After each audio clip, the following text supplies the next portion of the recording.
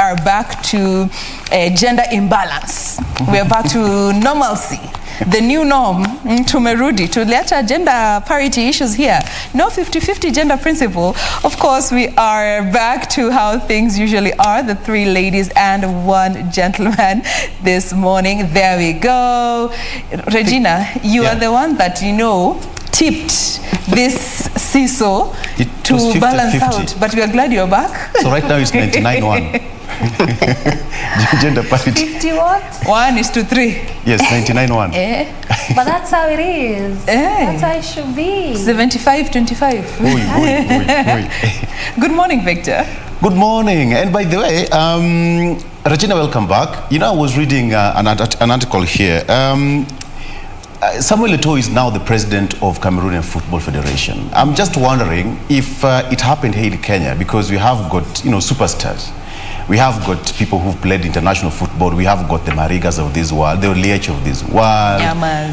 We talk of Abbas, of this world, people who are the legends who understand the football. Like, for example, we talk of the Athletics Kenya, being run by a seasoned athlete. So you can imagine Paul Tergat. You can imagine if we had a professional footballer running that federation. Just thinking out loud, because now Samuel Eto'o is saying that he's going to build tennis stadium. Tennis stadium is that in 4 years period that's going to be in office. I'm just wondering, and probably if the Ministry of Sports was left for a sportsman or sportswoman to run it. Just thinking out loud. Yeah. The same way here, our MD is a seasoned journalist. And we get to see the differences therein. Exactly. Anyway, good morning. My name is Victor Lo. It looks like a Monday, right? Watu watachanganikiwa hii wiki. It looks like a Monday. But nonetheless, we are back with more to tell you. A lot happened over the past 1 week, starting from the Azimio la Umoja movement, now called ALUM, abbreviation, and of course, what happened at the, how do you call it? The Jamhuri Day celebration at Uhuru Garden. It looks beautiful. It looks beautiful. We'll have more discussions of that in the next hour. Welcome to the program. My name is Victor Lo. Doreen. Good morning. It is a Tuesday. Usichanganyikiwe.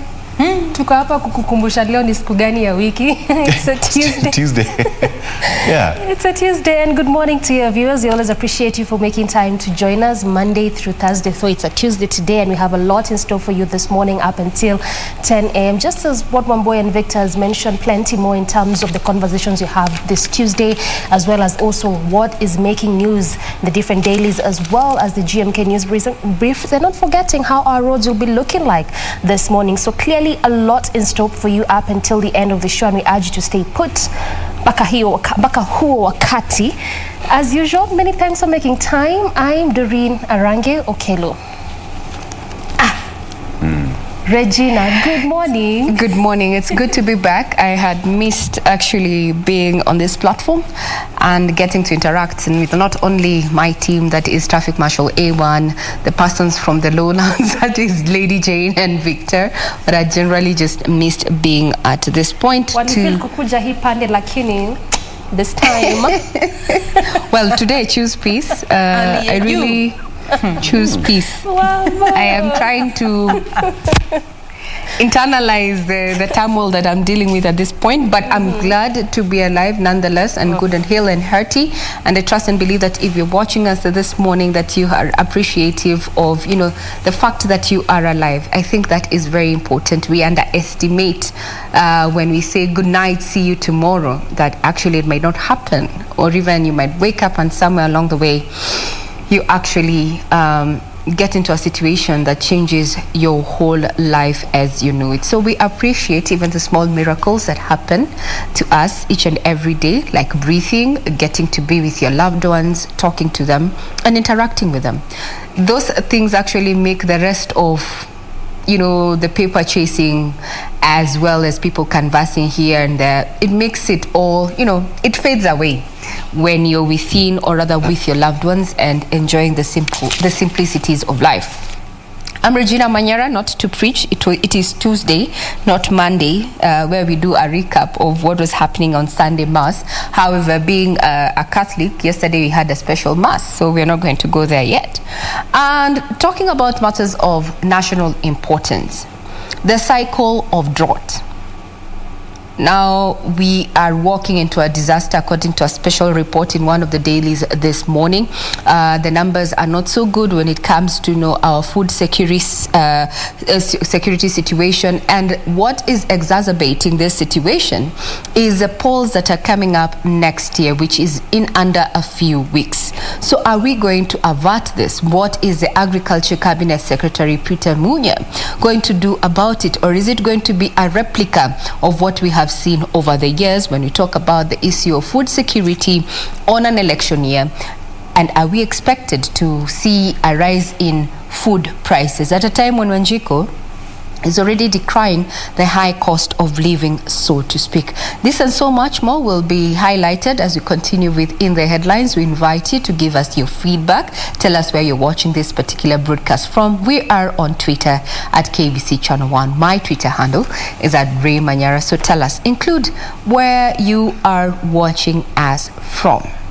But for now, we take a quick breather. When we come back, we're going to be bringing you up to speed with those stories that have been making headlines. Do not go away.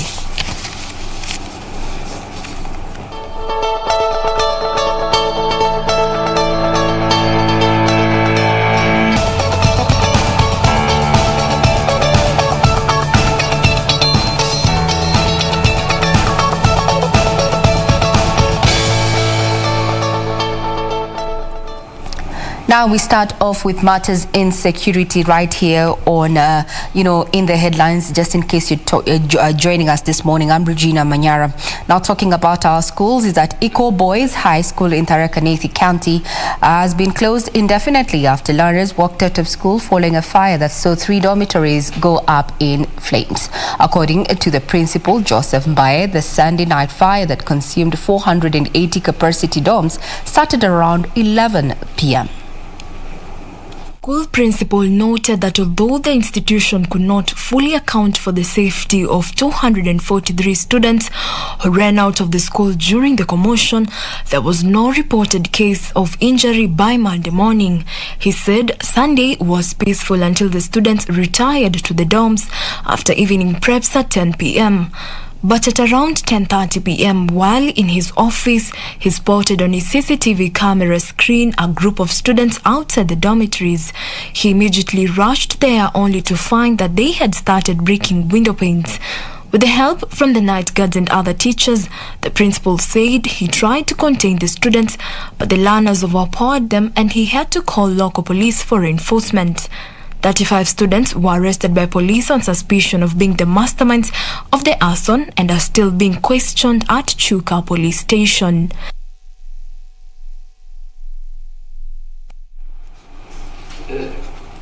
We'll be keeping tabs on that at a time when the Ministry of Education has come out very clear and said that anyone who's going to be found culpable, teacher, student, in as far as those arson attacks in schools, is going to face the full force of the law. We'll be keeping tabs on that as far as we await the closure of schools at the end of this week.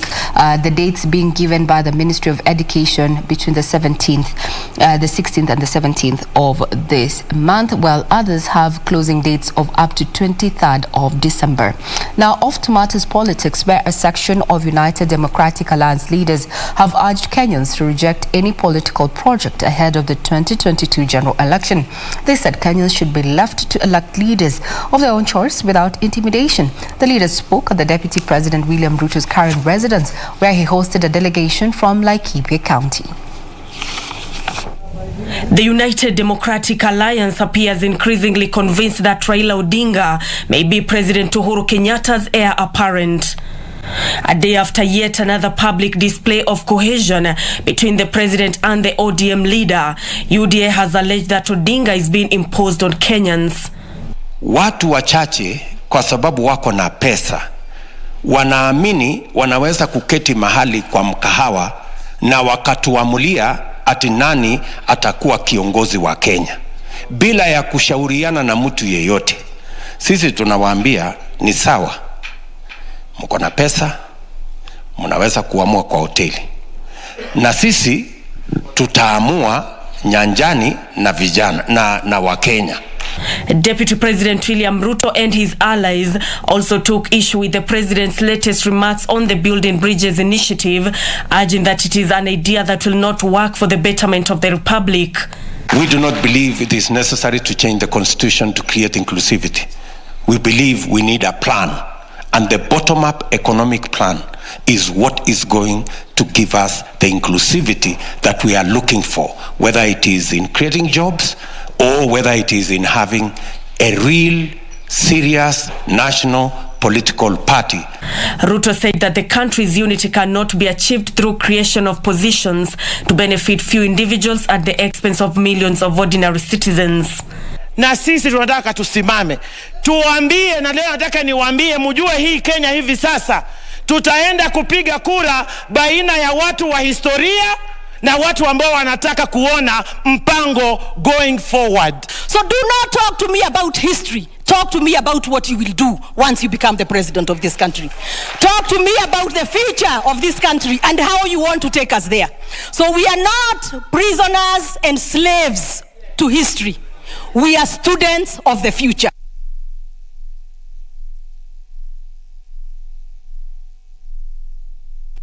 Now, still keeping up on matters of politics, Meru Governor Kiraite Murungi says he will only support the presidential candidate who will have his people's interest at heart.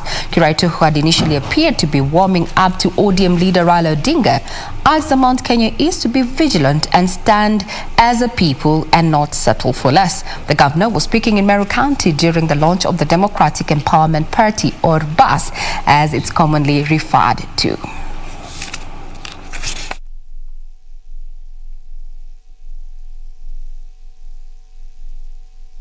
I tell you, brothers and sisters, those high and mighty, they will come to Mount Kenya East on their knees looking for friendship. Wao ndio watakuja kutafuta hapa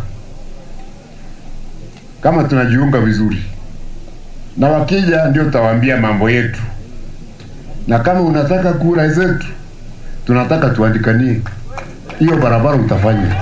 Sasa unajua, wanajua tuna shida ya miraa, kwa hiyo kila mtu anapitia hapo anasema mimi ndio nitaleta soko ya, lakini ni sawa, lakini ningetaka tukae chini, sisi tuongee kwa barabara, tukae chini tuongee na yeye.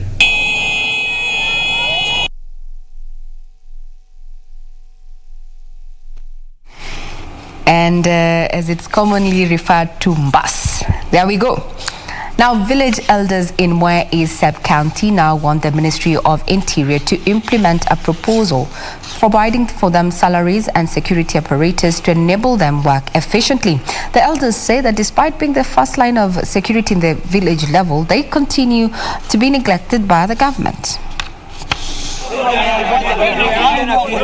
The elders are calling on the government to equip them with security apparatus and a monthly salary as a morale booster to their activities at village level. Led by their chairman, Johnson Gitari, the elders say the Interior Ministry has been making promises that are taking too long to be realized. Sisi iko wakati tunaenda kukamata watu, tunaenda na kamba. Tukikamata mtu ni ile mwizi sugu, watu wao wanakuja na panga, wanakata hiyo kamba ya ng'ombe tunafunganga watu nayo. Tungependa pia tushughulikiwe na pingu hata sisi. Sasa tunafanya kazi, tunaambiwa tutalipwa na hao watu community watatulipa na nini? Unaona mtu anakuambia nitakupatia 100 na mko watu 5, mtagawanya 100 watu 5 na nini? Sentiments echoed by Kirinyaga Deputy Governor Peter Ndambiri, who said the elders have played key roles in providing alternative dispute-solving avenues for cases, and this calls for incentives in form of a salary. Devolution should cascade downwards, even to village elders. Serikali kuu ifafanue hiyo maneno, wajue village elders watalipwa na national government ama watakuwa nalipwa na county government. This even as Kikuyu elders from Kiambu County appointed a new member to the elders group to add on to the already 7 existing elders who provide guidance and solve internal disputes among the community. The addition comes amidst of arising conflicts among families and indiscipline among the youth. Boma zinapotea, wasichana wale wanaoana, ndoa zinafunjika sababu watu hawana wazee wa kuwazungumzia. Ni vizuri sana mmesoma na mmesomesa, Tukisha msomesa namna hiyo, utamaduni wenu muache kwa musiwache. Kwa maana yake Mswahili husema mwacha mila ni mtumwa, na mtumwa ni mjinga, hajui katumwa wapi. The elders are also expected to give guidance on cultural values and community history.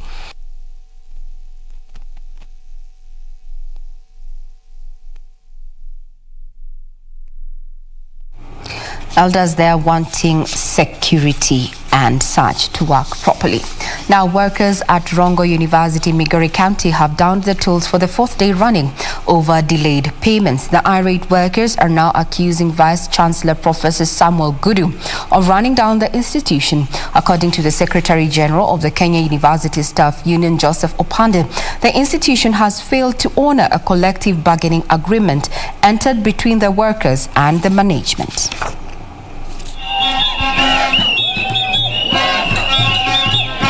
These are the scenes that were witnessed today at Rongo University's entrance.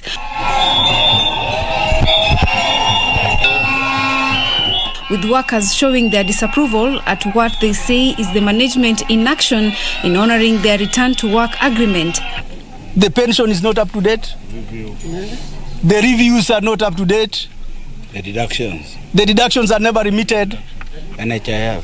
And so many other things as we are talking. We have been patient enough, but a time comes when you raise questions, and these particular questions need answers. We are seeking for the answer. Apart from delayed salaries, the workers accused the Vice Chancellor Professor Samuel Gudu of nepotism, dictatorship and arrogance in running of the institution. To date, the university management has not implemented the CBA in totality. What we are demanding is the payment of the full arrears that accrues to 8 months. A section of students who joined the demonstration say the strike is causing a major disruption in their studies and are now calling on the management to put the interest of the student first by resolving the stalemate between them and the institution's workers. This issue of workers striking has been repeating itself for quite long. Before you sit for exams in this university, you have to pay fees, all the amount. But it's very surprising the workers have not been paid. Why? How? We have not been given direction with the school council. Huh? Why are we not? Why are the school wasting us here? We should be directed. We'll be given the memo. We either vacate the school or will they give us exams. I'm not understanding why these people have right to strike because it is their money. But my problem is, my biggest question, where is my exams? The staff have vowed not to return to work until their grievances are addressed. Efforts to reach the Vice Chancellor for a comment were unsuccessful.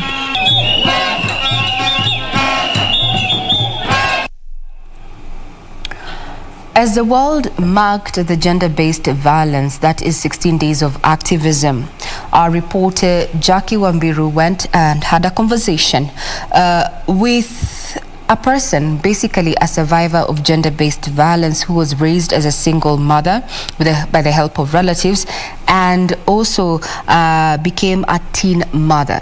And they also got married, only for their stepfather to actually take advantage of her. Here's a report by Jacqueline Wambiru.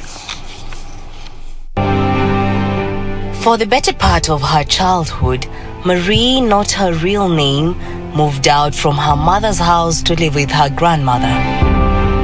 Later, as a teenager, her mother got married. Marie moved in with her to the new matrimonial home. According to Marie, what she thought would be the beginning of a new happy life turned out to be the onset of a never-ending nightmare. Marie was only 13 when her stepfather allegedly defiled her. Alifanya mimi sex lazima na ni kitu alikontinue kufanya. Mamangu kama yuko anafanya. She says he took advantage of her and made it a habit every time an opportunity presented itself after her mother left her alone with him. Nikimwambia sasa mbona unanifanyia hivi, ananiambia if you ever talk about this hatutakuwa naweza kumaliza then niseme sijui mali ulienda. So I keep quiet until.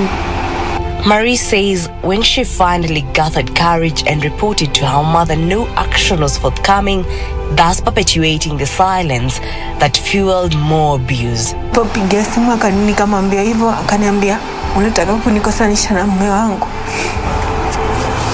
So kuanzia hapo tukaikuwa na good times na my mom. Kenya's women rights campaigners say that stigma and fear associated with reporting gender-based violence contribute significantly to the high number of gender-based violence, with a lot of cases going unreported. Stigmatization that is associated with gender-based violence. For example, if you tell anyone you are raped, you know they profile you already, they intimidate you. They want to think that you are the one on the wrong. Majority of the cases don't get reported, and if they do get reported, ni kama mtu ashakuwa mkubwa mpaka you can't even do a follow up on the evidence to take this person forward because of that issue. According to the SGBV toll-free hotline 1195, the total number of gender-based violence cases reported from January to November 2021 were 3,611. Psychological abuse stood at 1,559. Physical assault cases recorded were 805. Child neglect 772, defilement 143, while rape, denial of opportunity, child abduction, child abandonment, denial of resources, sexual assault, custody and maintenance, sodomy, child marriage, female genital mutilation, child labor, and sexual harassment recorded below 100. All these major cases come from Nairobi County. It is not because other counties don't have such cases. It is just because in Nairobi, people are exposed to GBV information. From the consistent string of cases reported, it is evident that sexual and gender-based violence is resoundingly prevalent in Kenyan homes and communities, a crisis that has drawn the attention of President Uhuru Kenyatta, who has called for urgent measures. Ukijua uko na mzee ambaye ako na hizo tabia, mweke kwa soko, mwanike hapo mbele ya watu, angalia huyu, hebu muone huyu, anatembea na watu ya kusababisha mtu apate aibu, awachane na tabia hizo. As this nightmare continues to take its toll on families, gender-based violence survivors like Marie can only hope more people speak out against what many now call a catastrophe. Tukiwa sisi sasa jameni ndio tunawaharibu, si hata sisi tunajiharibia because we are destroying our future. Yeah? So really this is not ati serikali saidia, hapana. Hii sio serikali saidia. Hii ni wewe na wewe saidia. Good to speak out and begin to seek help. Just call 1195. And then also that psychosocial support is very necessary, very important for anyone who has undergone any form of violence. It's very important that these parents report these cases for the well-being of their kids and for the well-being of watoto wengine, because kama maybe alidefile wake this time, next time ni wako atadefile, what will you do about it? I'm Jackie Wambiru. We need to secure our future, especially now when there's a high rate of gender-based violence. Remember, zungumza, or rather just speak out, because we need to have these issues addressed there. Children should feel comfortable and safe within their spaces, and this is especially within the family union. We take a quick break. When we come back, we're going to be looking at the stories that are making headlines, including Marta Sports. So who is going to be playing who when it comes to the last 16 as far as soccer is concerned, I know Manchester United at some point were told they're going to be facing on PSG, but is it? I understand there's a technical issue. And those who love Formula One, so to speak, there's been quite a conversation. Was Max Verstappen the person you wanted to actually take Formula One? Well, I know I wasn't of that team, but hey, it is what it is. We're going to be having that and so much more after this quick breather.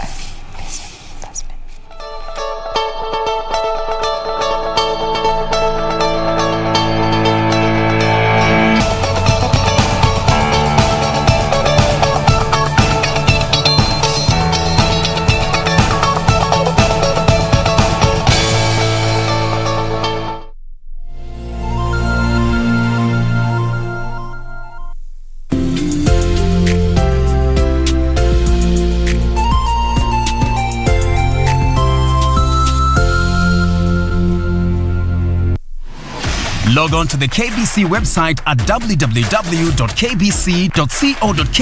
to get the latest breaking news, entertainment, sports, politics, lifestyle or business trends from Kenya and around the world. Never miss new episodes from your favorite TV shows, reruns and movies. Just stream online or watch live on your YouTube channel at KBC Channel 1 TV shows. Biggest stories, trustworthy news and family entertainment. Log on to KBC Channel 1. Watch what you want anytime, anywhere.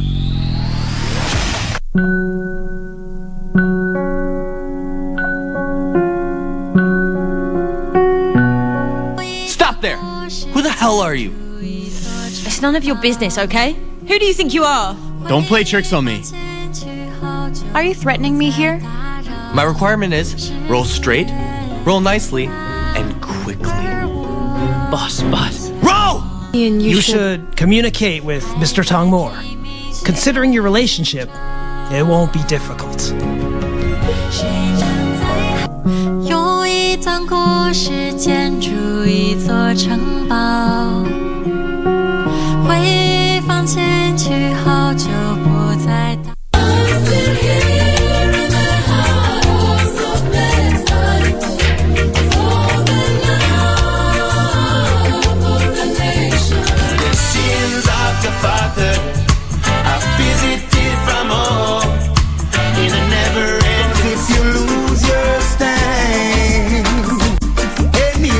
Try to push you over.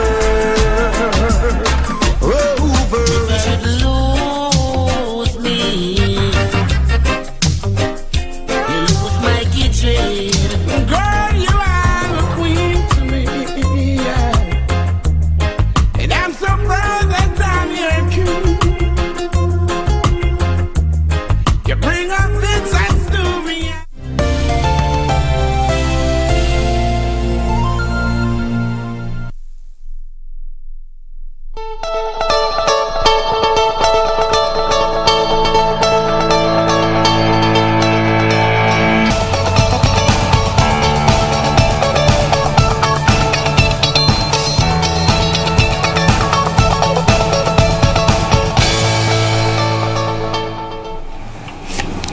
Good morning. If you're just joining us, this is In the Headlines on KBC Channel 1, and I'm Regina Manyara. Now, the African Union is warning of a decrease in fish population due to climate change, which is increasing pressure on their survival while also hampering their ability to adapt.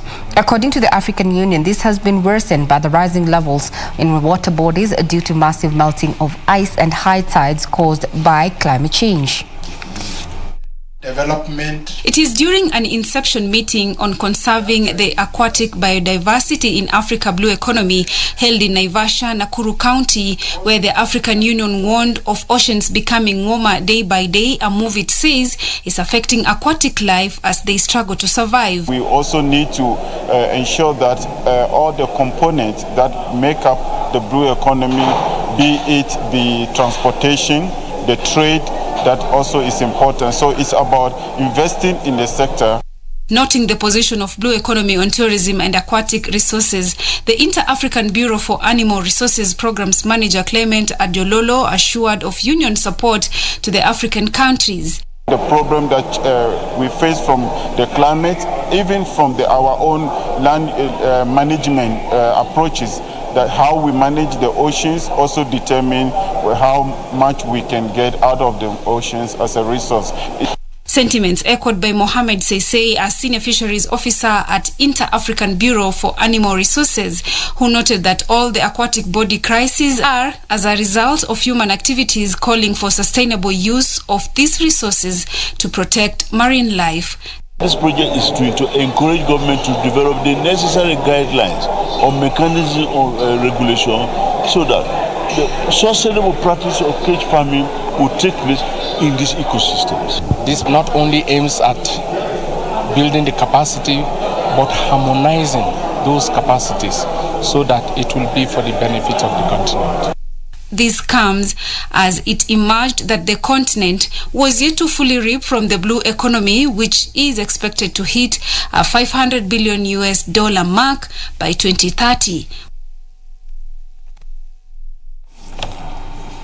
Now, crossing over to matters regional, rather stories making headlines across the African continent and talking about matters of COVID-19 is that South African President Cyril Ramaphosa is receiving treatment after he tested positive for COVID-19. We're going to be keeping tabs on that as it develops. Remember that you need also to keep on, washing your hands thoroughly with running water and soap, as well as sanitizing and social distancing. Let's cross over to the counties now, where residents of Kiru Ward of Murang'a County are opposing the construction of a water intake project in the area. The residents are vowing to stall the project, so they are not involved by the National Irrigation Authority in a public participation before the commencement of the construction. Details of this and other stories from the county's news roundup.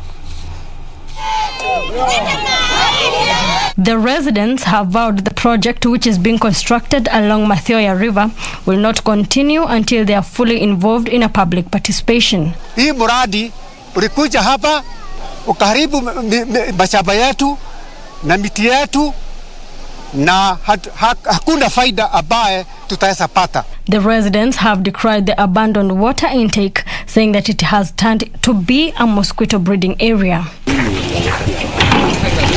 Meanwhile, Alupe University College has benefited from a donation of personal protective equipment from the National Emergency Funds Kitty in collaboration with Equity Bank to support medical students and workers fight COVID-19. Our interest is to protect the frontline staff. Those are the doctors, the nurses, because it has been a challenge. In fact, we know the times when they have tried to go on strike because they are not adequately protected. And Masinda Muliro University of Science and Technology, in collaboration with International Development Research Center Canada, have launched a project dubbed Inclusive Home-Based Model of Play in Ikolomani Sub-County, Kakamega County. The project will be rolled out in extreme poor areas where most children under 5 years are at risk of health issues and developmental problems. We want to believe we are really in sync with competency-based curriculum that is now talking about parental engagement. Finally, Nyandarua County government has urged residents to fully embrace the competency-based curriculum form of education. Nyandarua Youth, Sports, Gender and Social Services CECM Anne Gadhigia said CBC will help nurture and grow skills. Ni muhimu sana tuendelee kama wazazi kushikilia hii mambo ya CBC, tusichoke tukiambiwa tengeneza hii, leta jembe, leta lile lingine, kwa ajili tunakuza talanta.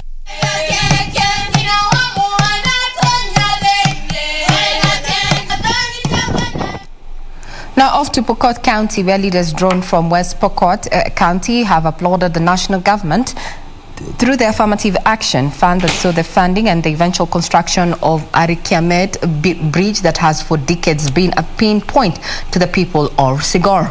The bridge that has taken both livestock and people without it swept by floods will also ease border patrols in the region. The newly constructed Akiriamet Bridge in Masol area that connects West Pokot and Turkana County in the remote region is a sigh of relief to the residents, as the affected community can now move easily without the horror of crossing a flooded riverway at Akiriamet. Area MP Peter Lochakapong, accompanied by Kapenguria Samuel Moroto and Kachiliba Mark Lomunokol, lauded the contractor for completing the project on time. Kachiliba, Member of Parliament, who is also a member of the Special Funds Committee in the National Assembly, said they settled the Akriamet due to the frequent destruction of smaller bridges and decided to allocate it funds. Ninashukuru kontrakta ambaye ameshughulikia hili kazi, na hii pia ni dhihirisho tosha kwamba kumbe local contractors wako na uwezo ama ability ya kufanya kazi wa aina hii. Lochakapong urged the residents of West Pokot to maintain peace as they approach the Christmas festivities, especially along the borders. Wakaji wa West Pokot wote popote mlipo, tuweke amani. Tuweke amani na majirani wetu, tuweke amani kati yetu, na tuwe na sherehe nzuri wakati huu wa Krismasi na wakati huu wa likizo hii. Kapenguria MP Samuel Moroto said that the Equalization Fund will boost the economic status of regions like West Pokot that had been marginalized for long, and that the completed bridge will help in peace building through access to remote border points of West Pokot and Turkana South. Iliweka Kanyarpot hospitali, ikaweka hapa Creek hospitali, ikaweka maji sehemu ya Kaptarin na sehemu nyingine hapa chini. Sasa haijakwisha na mabarabara kadhaa ambayo tuliweka.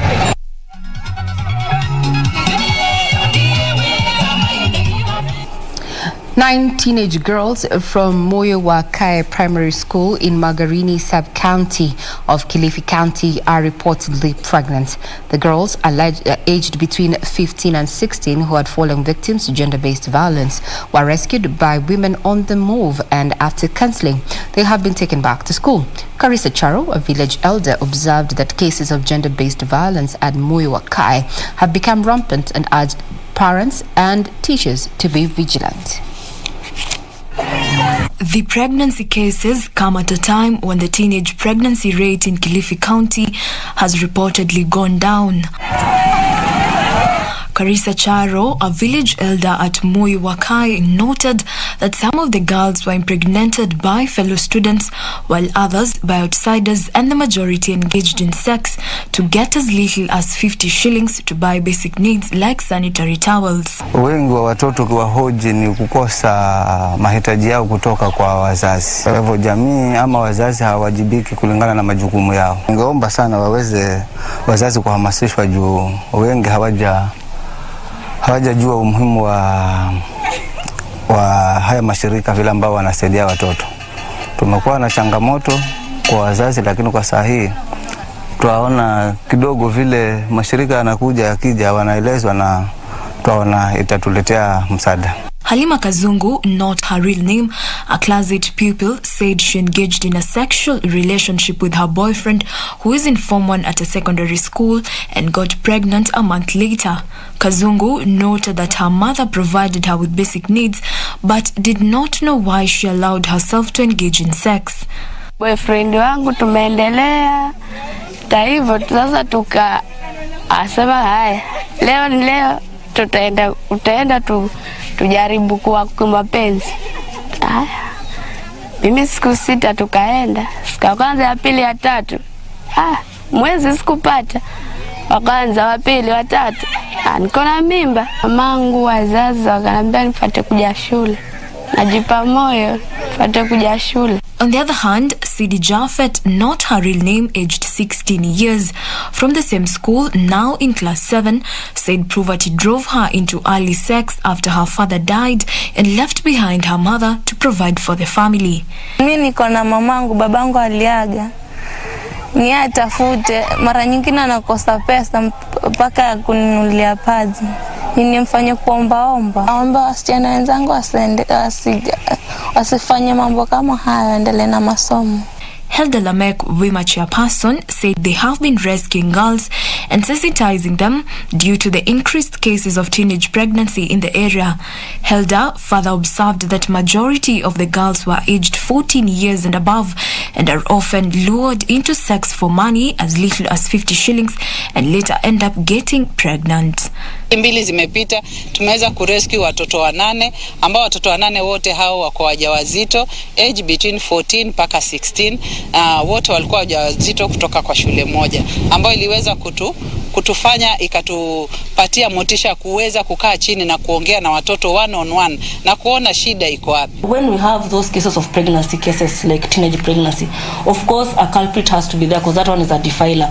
We've worked together with these organizations and the police to ensure that the culprits are brought to book, because once they are brought to book they also live as examples such that those perpetrators who are also trying eyeing in doing the same case, the same issue, they usually back off and let go because they know the penalty is not something simple.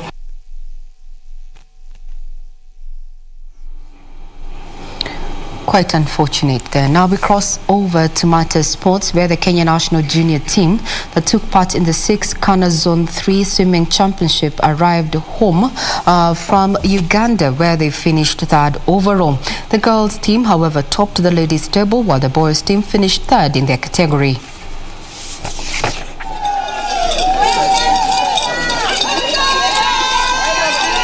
The over 20 swimmers of the Kenya national junior team who traveled to Uganda for the 6th Kanu Zone 3 Swimming Championship arrived home last night from Uganda with more than 30 medals and a 3rd overall trophy in their possession. The Kenyan team competed against 5 other countries and finished 3rd overall with 2,369 points, behind Tanzania, who was 2nd on 2,638 points, while champions Uganda had 2,827 points. Burundi had to settle for 4th position on 802 points, while Sudan and Eritrea were the bottom 2 sides with 250 and 17 points respectively. I've never felt so patriotic like this time round. I've never felt so honored to be with this team. The young were just pushing themselves. Most of these swimmers, this was their first time to compete internationally, and they did not at any one time shy away. Victoria Okumu, the Kenyan captain, was also awarded the best girl in the over 15 years category, despite not competing in 5 other individual events. The experience in Uganda was very good. The team performed very well from day one, with Nurain starting us off with the 800 free. From there, the hype went very well and we all just performed very good throughout the gala. Yeah. And still, with that incredible performance, 18 other Kenyan swimmers who were eligible to compete in the Kanu Zone 3 Championship did not travel with the team. The boys taught Uganda, Tanzania and the other countries a good lesson. We went and showed them fire in water. They were very good. I would especially give a big thanks to the 15 and over, winning most of the relays, which was very good, and the 12 and under, which were living up to the expectations and beating every other team to the podium, which was very amazing. Among the gold medalists at the tournament were Nathan Matimu, Jesse Kioko, Haniel Kudwoli and Captain Tibuka Bifuoli, while in the gold medalists in the girls category included Nurian Bakha, Makrin Kalombo, Duini Kafini, Captain Victoria Okumu and Audrey Chebet.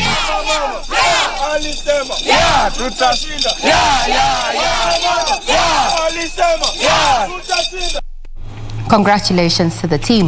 Now, African Schools Chess Championship kicked off Monday evening at the Pride in Westlands with over 250 participants from 10 countries competing in various categories. The event will also see youth aged between 7 and 17 years from different parts of Africa clash for the championship title. And there I talked about it. 5 Kenyans won their opening matches as the African Schools Individual Chess Championship started at Azuri Pride Inn Hotel. Round 1 of the 9-day event saw Kenyan win most of its game.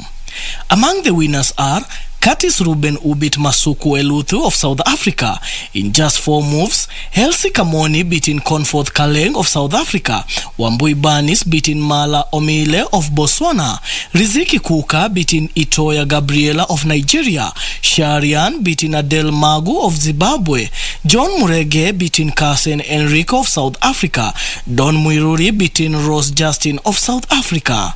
My game was good. I got an walkover. That's how I won the game. I'm just going to start preparing by playing puzzles and basics that I've already done. It was a bit tough. My opponent made a few blunders, but then I managed to checkmate him. He made a few blunders and I captured pieces and I did a bit of tactics and I won. I usually exchange my pawns with my opponent's pieces and then he was left with a few pieces. So then I used my queen and bishop to checkmate him. Countries from different parts of Africa coming in from different regions coming into to see them with so much of energy, so much of optimism is like a breath of fresh air to each one of us. The event is set to continue tomorrow with more than 250 participants from the countries competing in various categories. Daniel Mwendwa, Sport. Remember, you can get further details on what is happening as far as sporting action is concerned on our various channels, as well as our website, that is www.kbc.co.ke. Now let's cross over to beach volleyball, where David Nseke and Julia Mbappe are the winners of the second leg of the National Beach Volleyball Tour 2021 series held in Makueni County. Meke and Mbappe humbled Prison's duo Jarius Kipkosgei and Elfas Makuto by 2-1 to bag the title. The ladies category, Naomi Tor and Veronica Aviambo trounced their favorites, backsides Agala and Gaudensia Magoha, to emerge victorious. En route to the last four, Tor and Othiambo saw off Posca Kasisi and Yvonne Wavinya, while Agala and Magoha defeated Gladys Wangoi and Judith Tarus. Over 30 players drawn from some of the top volleyball league clubs in the country took part. We started in a low tone, but as we were moving on and playing some matches, we were catching up. Also, we thank God because of what He has done to us today.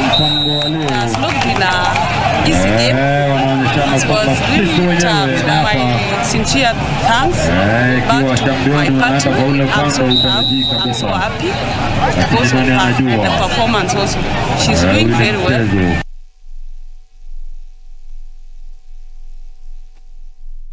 Adel Balala was crowned 2021 Kenya Amateur Golf Champion after amassing an accumulative total points of 813 achieved from the Kenya Golf Union Golf Series. Meanwhile, Balala left the country ahead of the 2021 Abu Dhabi Amateur Golf Championship that kicks off today.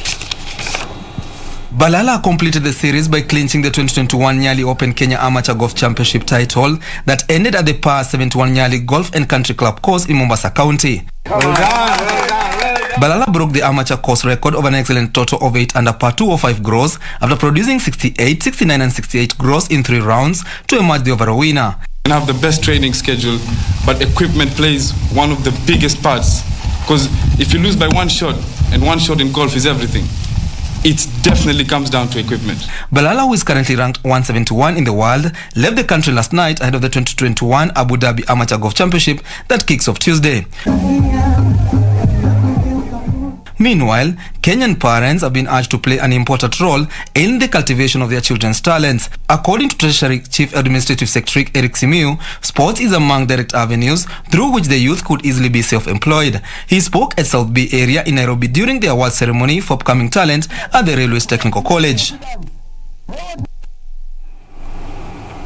That puts a cap on the news briefs this morning. Further details are available on our website, that is www.kbc.co.ke.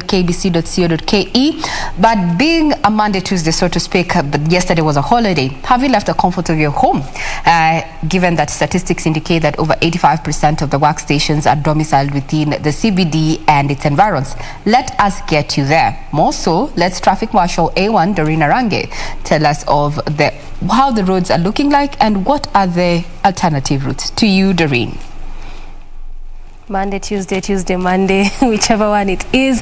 But nonetheless, we are here to give you the updates on how the roads are looking like. And this morning, we'll be focusing on how Ngong Road is looking like, given the fact that we still know that there's still some ongoing works, especially on that third phase. of that particular route, which begins from areas around Karen all the way to Dagoretti Corner. We know that at least so far phase 1 and 2 is already complete, opened up to the public, NMT already put in place. What is still remaining on that phase 1 and 2 is just a bit of the amenities that have been mentioned by Kura and Kenha there. Those include the various footbridges that are supposed to be installed at various areas, which again I'll be telling you about these specific areas and why these areas were chosen or designated for the installation of this particular footbridges, as well as proper drainage systems, which are also supposed to be put at least on phase 1 and phase 2 of that particular stretch. This morning, that is our focus when it comes to the traffic flow, trying to just track perhaps how that construction is going, and perhaps even as we continue to look at the traffic, I'll be showing you at what point it has reached and what exactly made that construction process to take this long time for it to be complete in terms of the phase 3 construction. So perhaps you can just begin from areas around Coptic Hospital there as you head over to sections or areas of Ngong Road. This is how the area looks like. Obviously one of those busy roads, and oftentimes there's usually heavy kind of traffic, especially around this particular area just around the Coptic Hospital.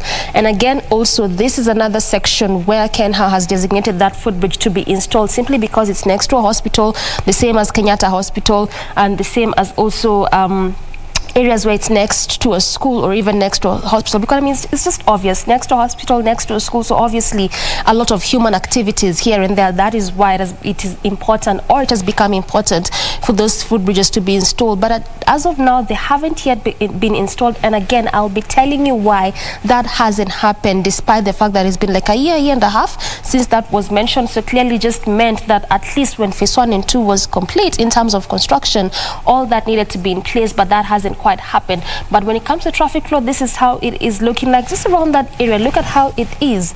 Obviously, just around that particular section next to the hospital, that is just where there's really heavy kind of traffic, moving at a very slow pace. And the other section, as you leave areas of Langata, City Mortuary Roundabout, City Centre, sections of Valley Road, Hurlingham, and joining to Ngong Road, as well as areas of Kenyatta, moving at a very swift pace. So it clearly means if at all you're leaving those areas that I've just mentioned, then again, this is just the best time for you to do that. Or if your workstation is around these areas or are going to any activities along sections of Ngong Road, then again, this is still clearly the best time for you to do that, because along that particular stretch, or better still that lane, no traffic at all, green all through, moving at a very swift pace, clear indicator of zero traffic along that particular section. On the other side, still nothing is changing, the same heavy kind of traffic. In fact, this has just changed right this very second. That is around still the area around Coptic, moving at, not even moving at all, in fact at a standstill. Like I mentioned, this has just changed right now. And again, this is why I keep saying all the time, the traffic changes every single minute, could be even every single second, just like what we are seeing right now.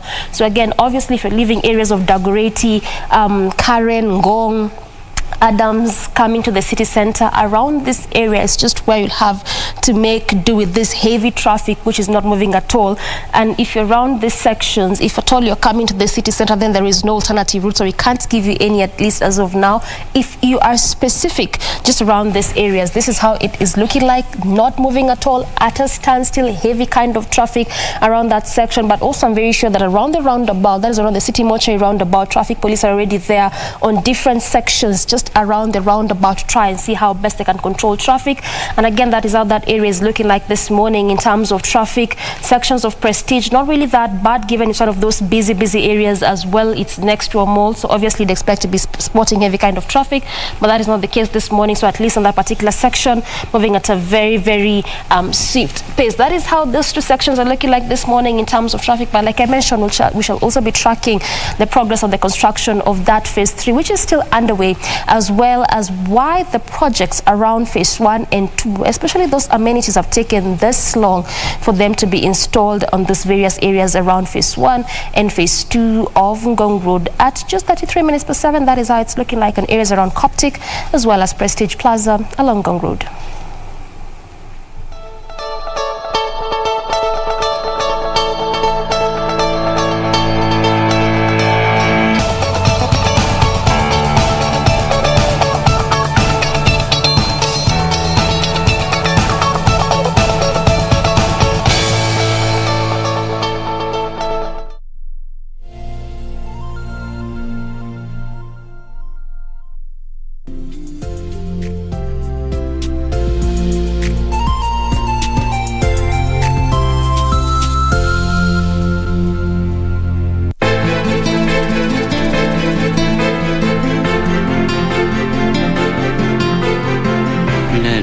haya mambo yote kwa ajili ya nani?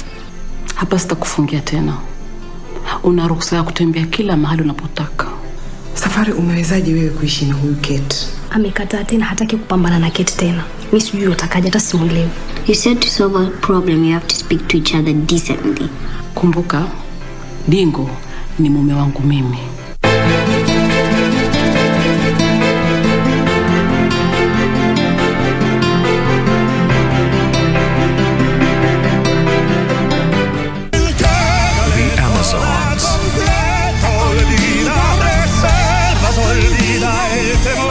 I want to do things the right way, so that I can offer the man I love the love of my life. What's going on? Is it something serious? Alejandro! The boss called and he ordered me to move all of your stuff to another bedroom, madam. What? I know the truth. I feel it. Since the first time I saw Alejandro in front of me, I felt it. What in the world are my daughters doing here? The Amazons.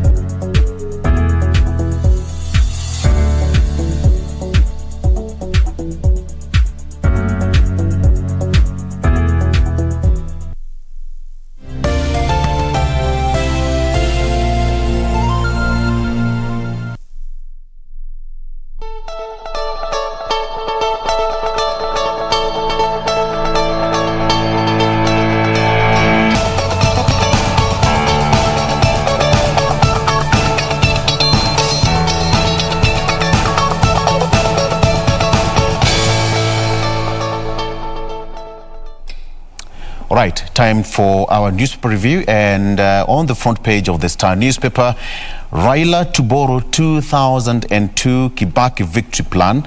Raila to borrow 2002 Kibaki victory plan. The strategy will ensure ODM leader attains controlling numbers in parliament, and Azimio la Umoja, which is the new political outfit and machine, will battle with the Deputy President William Ruto. That is on the front page of the Star newspaper, as well as 1 man killed, 4 injured in botched Muhoroni police operation.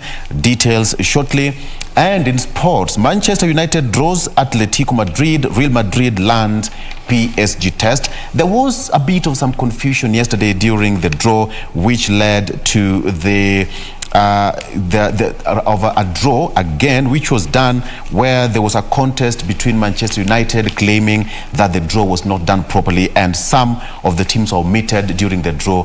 That led to that. So Manchester United will face Atletico Madrid, while Real Madrid will land their test with PSG. Okay. Senate gives a scorecard as the House breaks for recess. 73 bills were introduced and 60 motions filed in the House. Of the number 3 that in the scorecard released by Majority Leader Samuel Pogisio, the Senate published 73 bills during the 5th session of the 12th Parliament. Of the number, 3 were concluded and assented to by the President, and 16 were and 16 of them were concluded and sent to the National Assembly for consideration and are still pending there. The senators broke for recess at the end of the 5th session on December 2nd. They will resume on February 8th of the year 2022. All right, still on politics. On that note, Raila to borrow Kibaki's 2022 victory strategy. ODM chief Raila Odinga is putting up together a campaign machine to propel him to State House. That is by reading by reading on tyranny of numbers via his Azimio la Umoja. The plan, according to insiders, will ensure Raila attains controlling numbers in both houses to enable the ODM boss push his legislative agenda. Now, the new arrangement borrows heavily From the defunct National Rainbow Coalition of 2002, which brought to an end Kanu's 39 years rule, and like NAC, there will be a hybrid system where Azimio la Umoja coalition and individual parties will field candidates separately during the August 2022 general election. So most likely it's going to be like that Rainbow Coalition where we had the late Norman Nyaga, we had Charity Gilu, we had C.S. Balala, and so forth and so on. So that is that. We're waiting to see how it will pan out. 1 dead and 4 injured in botched police operation in Moroni. Cops said that they were cornered. The cornered officers fired shots to scare the mob, resulting in the deadly fracas. Apparently, the officers were responding to... They were trying to raid the counterfeit cigarettes in that particular area where the mob and the residents raised alarm, mistaking the officers of robbers, and then the fracas ensued. That is what happened. And 10 parties failed to comply with nomination rules. IBC says that outfits that have not met the threshold will be given the way forward. And so far, IBC chairman of Fletcher Bukati yesterday said that 82 out of the 89 parties that had submitted their nomination November, that had met their November deadline, made new submissions and met the threshold. He said that the parties which have not met the threshold will be given the way forward. And finally, there was a scenario in Donholm where a husband returned at 4 a.m. and found his wife in an uncompromising situation with a man, and chaos ensued. So husband stabs man caught in bed with his wife at dawn. So on his way to the bedroom, the man collected strange wallet and a pair of trousers. So it started with a man called Kangenchu, who it said that they met at a local, bar called Barizi Bar in Donholm at around 9 p.m. where they enjoyed several rounds of drinks, celebrating their newfound friendship. That is the man and the lady in question. And one thing led to another, and they agreed to head to the woman's house. At 4 a.m., the owner of the house checked in from an apparent trip he had taken to Muranga. And on his way to the bedroom, the husband collected a strange wallet and a pair of trousers, further confirming his fears that there was an unwelcome visitor in his house. Your gaze is as good as mine. He's now surviving, fighting for his life. Yep. Watu wana watch movie mingi sana.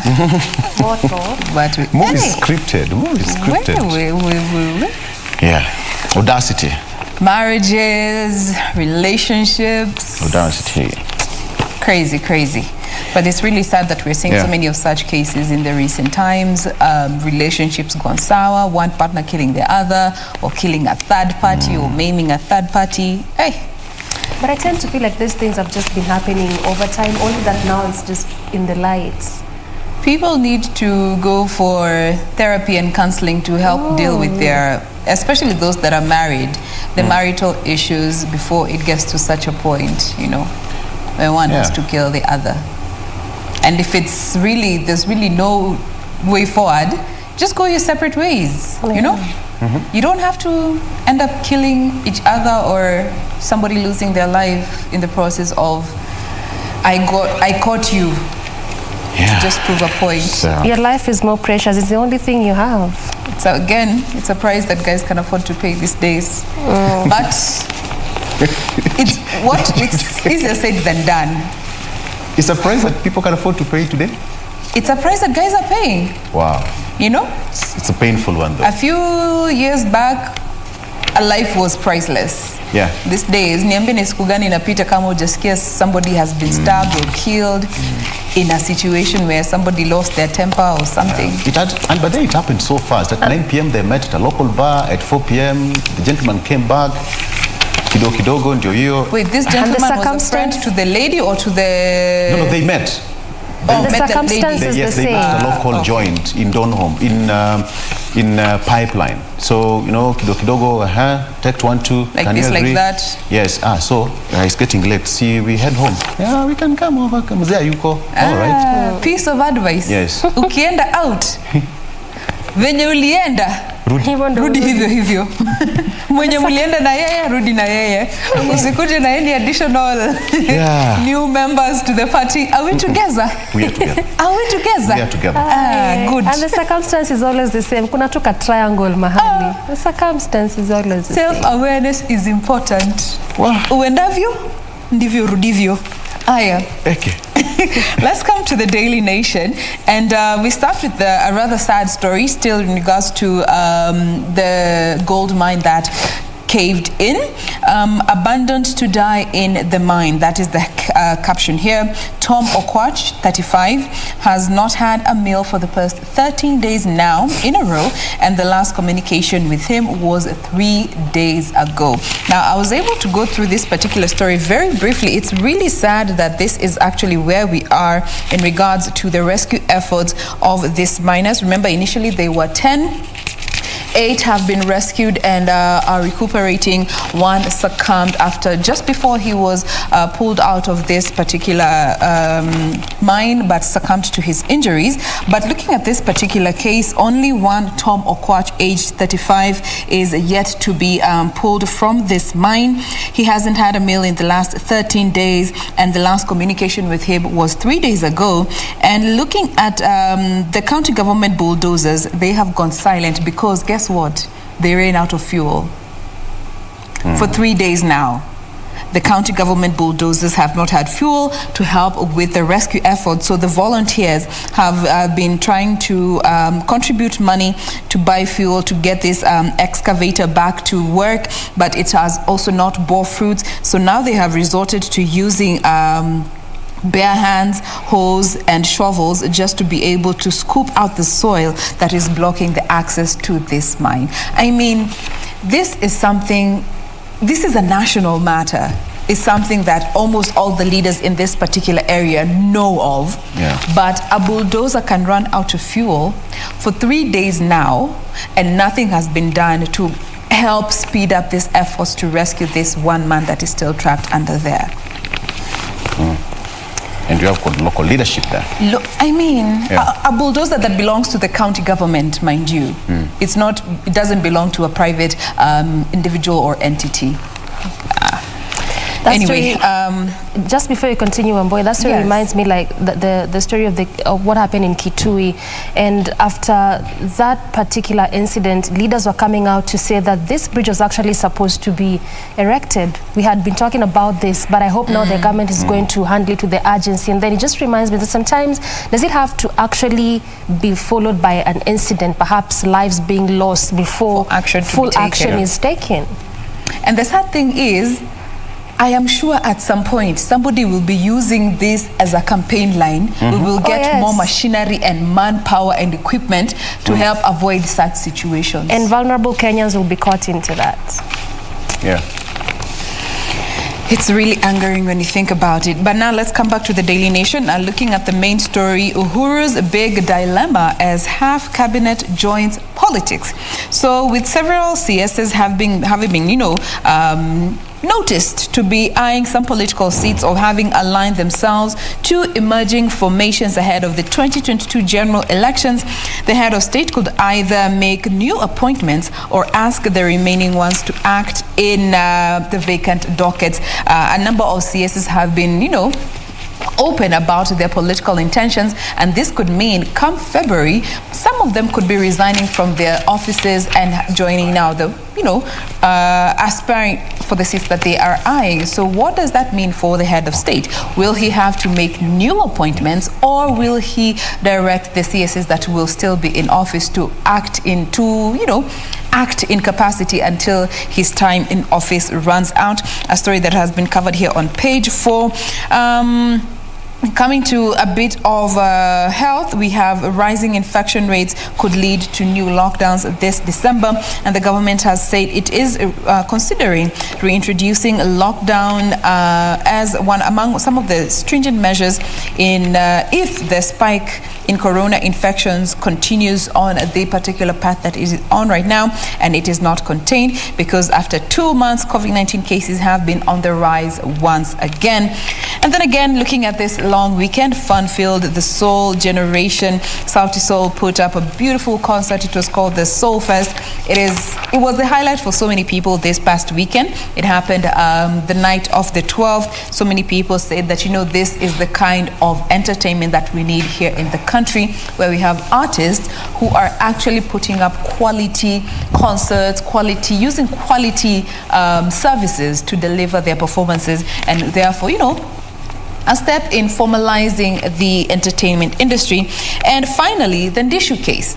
So sisters now face assault charges, and they are said to have assaulted Miss Munira Hassan Mohammed, who is an associate of the Ndishu brothers, on the night of 16th and 17th of October. However, FIDA has come in to ask what are the grounds for these potential charges that the sisters could be facing, saying that there is evidence that is bright as day. So how can there be a twist in all of this? That is the Daily Nation for you this morning. Doreen. All right, let's come to the People's Daily, and perhaps you can begin with what happened during Jamhuri Day celebration. And this is just in regards to the questions that Kenyans were asking. Why didn't the governor get a chance to speak, whereby we fully know that anytime there's a national event in a particular county, the county boss at least has an opportunity to either welcome other leaders or at least speak. But Kanu has come out to strongly give reasons to why she didn't get that chance to speak during Jamhuri Day celebrations, and also just citing that the relationship between him and the president is actually good and cordial, which is again one of the questions that Kenyans were asking about the relationship between her and the president. Also, DCI profiles data of ringleaders in school unrest. We also had this particular story this morning with Regina and the GMK news briefs, and this is just in a bid to try and make sure that actually students become disciplined. And the DCI has continued to give reasons as to why they're actually profiling this particular students and the kind of repercussion that is set to befall them because of those school unrest and the fires that these particular students have caused.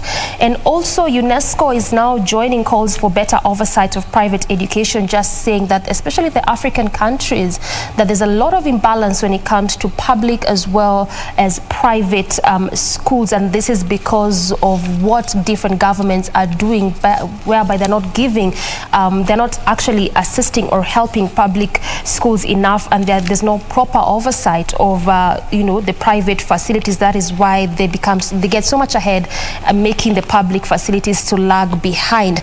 And to some bit of politics, now politicians are trooped to Raila's Azimio la Umoja movement, where there are now different political parties just trying to join in on the ODM's camp, that is the Azimio la Umoja. There are two individuals who have just joined in recently, and actually that was on Friday when he was launching that. So when we get the details, I'm telling you about these two individuals who decamped from the DP's party to join the Azimio la Umoja, and why they felt it was necessary for them to join in on that particular party. And again, also to continue with some politics, that now one of the Oka leaders, that is Wetangula, says that Oka will actually win elections, and he gives reasons to why he thinks One Kenya Alliance is the best fit for next year's elections for the best fit from government for next year's election, and more reasons as to why he knows and is actually believing that this particular party will win elections come 2022. And even as the government continues to ramp up support for vaccinating at least 10 million Kenyans by Christmas, as it stands, around 8,000 teens have already taken that COVID vaccine, and whatever it is that they're putting them on is on the Pfizer vaccine, and they're continuing to come up with ways and measures to just try and ensure that at least when it gets around that time, these Kenyans that they are planning to have vaccinated, all of them will be vaccinated.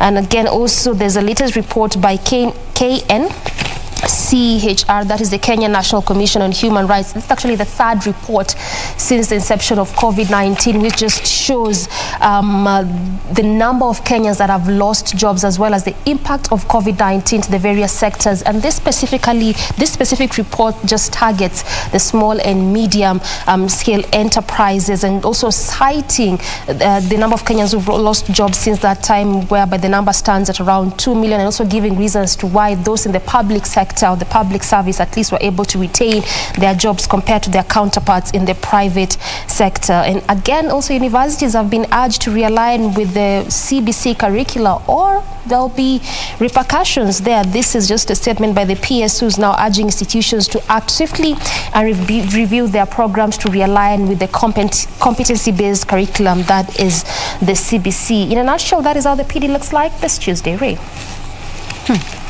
Now, just to quickly summarize what we have on the front page of the Standard this morning, the scribes here have a story, and this culminates in the race to the general elections come August 9th, 2022. It's according to this particular scribe, it is going to be a two-horse race, the makings of a third horse race, while some of the analysts who have been quoted in this particular article say that is mostly unlikely. So Raila versus Ruto, making of an epic political battle. We all watched what was transpiring during the celebrations, where President there in a more subtle manner seemingly was endorsing Raila Odinga's candidature. That has found itself on the front page of the Standard. Now, going back to what has been happening in Migori County, Siaya, where the 8 miners were trapped under a gold mine. So far, 6 have been rescued alive. The families of the 2 who remain are still hopeful that they're going to be rescued aside. Now, in a new plot twist is at Nema, the environmental agency there has denied knowledge or even accrediting that particular gold mine, saying that it was an illegal gold mine site. On the other hand, the county has come out and say that, mining is not a devolved function of the county government. However, they're going to pay for the cost of the excavators that are currently on ground doing the rescue. So what is the fate of artisanal miners? This is a question that has been asked by a majority of Kenyans. Remember, we practice artisanal mining from the Makalda mines to the mines in Nyatike, so to speak. Most of the miners are artisanal miners there, and that is probably why they find themselves in this situation. So what is the way forward? The government has also, there were plans to do an audit, so to speak, an overall topographic audit of our mineral sites in the country, terrestrial as well as on the seas, so to speak. We are yet to get the report of where our resources are in as far as minerals are concerned. So there's a lot of conversation around mining and such, with Colonel Rosanga there, who is the CIA governor, saying that the state has ignored the miners, and being that mining has not been devolved, that is why the governor is pushing for the national government to join rescue efforts. Talking about matters business and matters of economics, is that Kenya's forex reserve have fallen by 102 billion shillings, or rather 101 billion shillings. And according to the CBK, this is in correlation, or rather coincided with the weakening shilling that has been touching new lows. Right now, it's trading at 112 against the greenback. So we're likely going to see that as we even head to the general election. And some of the traders have come out and say, the reason why this is happening is maybe because importers are showing in more cash, there's more demand for dollars as people make purchases ahead of the festive season. That is what is on the front page of the Standard this morning. Just to give you more details as we continue with the headlines, there's also a human interest story where a high court has allowed a 90-year-old man a paternity test of 3 adults using his name. So the man says the records of the 3 at the Registrar General naming him as their father is inaccurate, illegal, and fictitious. This particular dispute dates back to 1988, when he informed the local chief and told even those children to return to their mother's home. In a twist here is that the 3 men claim that their mother passed on, and the old man's mother, ZN, took them in and raised them to maturity, and that it was their grandmother who bestowed them upon the name of the man who wants the DNA. Now, the court noted that the old man's mother took in the three after their mother died, and she raised them to maturity, and in the judge's view, the act amounts to a sufficient evidence, a sufficient basis to warrant a DNA test. So the man says he does not want them he's at an advanced stage, and he does not he wishes to have the paternity issue conclusively resolved, as he does not want the three to one day claim any part of his estate. That is a 90-year-old man. You've already highlighted the issue of the state of minors there. And in the big read this morning, it's all about the making of an epic contest between Raila and Ruto. I want to quote three people who have been mentioned in this particular article before handing it over to the rest of my colleagues to just give us more details of the stories that they have highlighted. I'd want to start off with Herman Manyora, who is a lecturer at the University of Nairobi. He says, and this is his opinion when it comes to, are we going to have a two-man horse, are we going to have two-horse race, or is it three or such, or where do we stand as far as matters politics are concerned currently? So according to Herman Manyora, he says, Oka will disintegrate, and the principles are likely to go back to Raila. Only Mudavadi has remained stubborn and could decide to run. In short, there is no third force in the race. That is according to Herman Manyora, who is a lecturer at the University of Nairobi.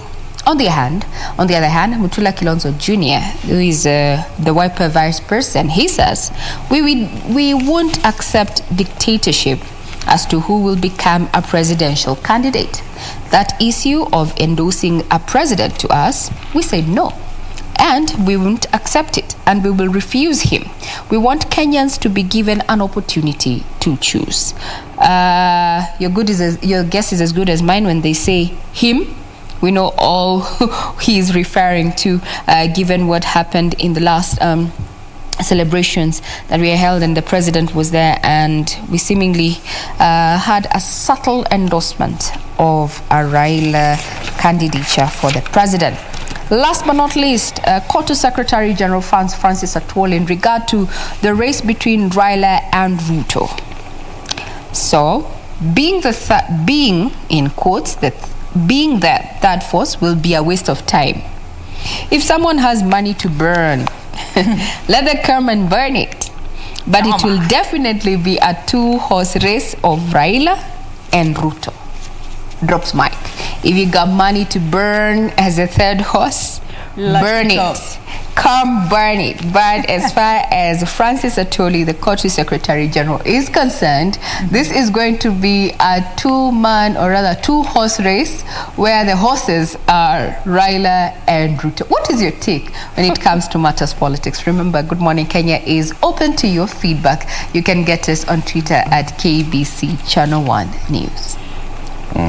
But does it really look something more like obvious based on what Atwoli is saying? Yeah. But you see, a day in politics is quite a long time. Sure. And as we look at it now with the seemingly change of tact from Kiraito Muronge there with his bus saying that, we had seen him warm up towards supporting Raila Odinga's candidature. But now he came out and said that his people are going to be supporting a president who has their interests at heart. When we say a day in politics is quite a long time, yeah. It is. So we're going to continue seeing this change of tact and allegiances, so to speak. It is not over until the fat lady sings. That's what they say. So we'll be keeping tabs on that. As they say, Africa is our business, or rather, can we say Kenya is our business? And talking about Kenya being our business, there's an update in as far as to investigations into the ownership of the Weston Hotel. And they choose here to go with the Weston Hotel saga. Now, that case is to be mentioned before Justice Lady Mbogwa on March 15th, 2022. The hotel claims the case filed by the Kenya Civil Aviation Authority was fueled by politics. Was it? This case dates back to January 2019, where the National Lands Commission finds that the land where the Western sits is public and orders Western to pay the Kenya Civil Aviation Authority to regularize the process. June 12th of the same year, that is 2019, KCA files against Western and Monene Investment and Priority. 3rd of March 2021, Justice Eboso rules that the Land Court has powers to hear the case. July 12th, 2021, the case is set for hearing and an application to suspend the hearing pending appeal filed. September 1st, 2021, Western moves to court for an appeal. September 16th this year, Judge Eboso declines to suspend the hearing. And now we have a date when the case is to be mentioned. Around this time, March, this is the time we're going to be having the party primaries. I don't know if you're reading politics into this, but hey, it is as speculative as is. Remember, we are not here to make judgment. We're just like to, pick your mind as to what is really happening out there. So save the date, so to speak. March 15th, 2022 is when we're going to be having that case mentioned there. And if you want to read about Raila's history, when from that day, heydays when he was sporting a goatee, and now he is fondly remembered or referred to as Baba. Well, there's a special report in this particular daily. Victor. Oh, yeah. All right. The case of Western has been going on for quite some time. And, once a case before a court's been filed, it can take even 15, 20 years. Remember, the courts actually are handling cases dating back to 2015, some of them 2010. Exactly. Some of them have stayed, more so land-related cases and labor relations and what have you. It's a process. But we say that the wheels of justice, it grinds slowly. But whenever, just before you move on to the story, whenever Western is mentioned, who comes to mind? Yes. And this goes back to a conversation. I don't know if it's you, Regina, who had it here, but it's a discussion we've had it here on Good Morning Kenya when it comes to separating you as an individual and your entities. Yeah. Even if you have properties, don't put them under your name, put them under your company's name such that you can separate yourself from the company or the entity. In the event that one of the two is implicated in any situation, the other can survive you. But Jen, that's the rule. But then in politics, is that the rule? Yeah, they will bring you, they will drag you into that to ambie that this camera belongs to you, Jen. Yes, it belongs to you. Apana, it belongs to the company being managed. I want to remind you guys when Interior Cabinet Secretary Fred Matiang'i appeared in front of the Senate PIC. Remember that? When we were told to the letter how many chicken are owned and the security apparatus bestowed to the deputy president. So I get what you're saying. That's what I'm saying. Perception. Perception, especially where we are headed, especially to within this political atmosphere and the elections just around the corner. It will be key. It will be key. Now, before we get to discuss what is happening in the political scene, how about to give you a sneak peek into what is happening on our major roads once again. Traffic Marshal, take it away. All right, let's quickly go to the roads. Like I mentioned earlier, we are just going to be focusing on what is happening along Gogor this Tuesday, and specifically also just trying to track the progress of the third phase of that particular route. Let's try and see if at all things have changed, especially around areas of Coptic before we get to the Prestige Plaza. And actually, even before we go to Coptic, things have just changed around this area. And this is perhaps where we just need to keep looking at how the roads are looking like. Perhaps we even just give you some alternative routes, if at all we'll be getting to find any, because every time we look at the roads, something has just changed. Ultimately, this is how the section around Prestige is looking like. You can remember that earlier on around this area, it was a smooth sailing. There was actually no traffic, given the fact that it's one of those busy busy sections along Ngong Road, and this is simply because it's just around the mall next to a bus terminus. So obviously we would be expecting to be spotting or seeing heavy kind of traffic in this early morning hour, and like I mentioned earlier, there was none of that when we were looking at how the roads are looking like in the first traffic link, but that has changed altogether at just about 9 minutes past 8 a.m. This is how the area is looking like, not moving at all, at a standstill along areas of Ngong Road. And this is again one of the major reasons, or perhaps what necessitated expansion of Ngong Road, because basically what has been happening along this route much as there's been a lot of ongoing road activities, which up until now is still ongoing on major parts along this route. Part of what necessitated all these projects is just the heavy kind of traffic along this area, because it's one of those busy roads. When you look at the kind of businesses, companies, industries, small, medium scale alike, quite a number of them, and also the number of estates that this route gets to serve, clearly also quite a number of them, and that is part of why the road was expanded. Still some ongoing road works on sections of this particular stretch, and just trying to look at how the area is still looking like nothing is changing around this section of Prestige Plaza, which is still along Ngong Road, specific to that lane that is coming to the city center. Perhaps why I'm still staying on this particular stretch is try and see if at all anything is going to change, but clearly nothing is changing. Still heavy kind of traffic. In fact, just around, or better still, on that particular section of Prestige, still heavy kind of traffic, not moving at all. That is what that maroon color actually indicates.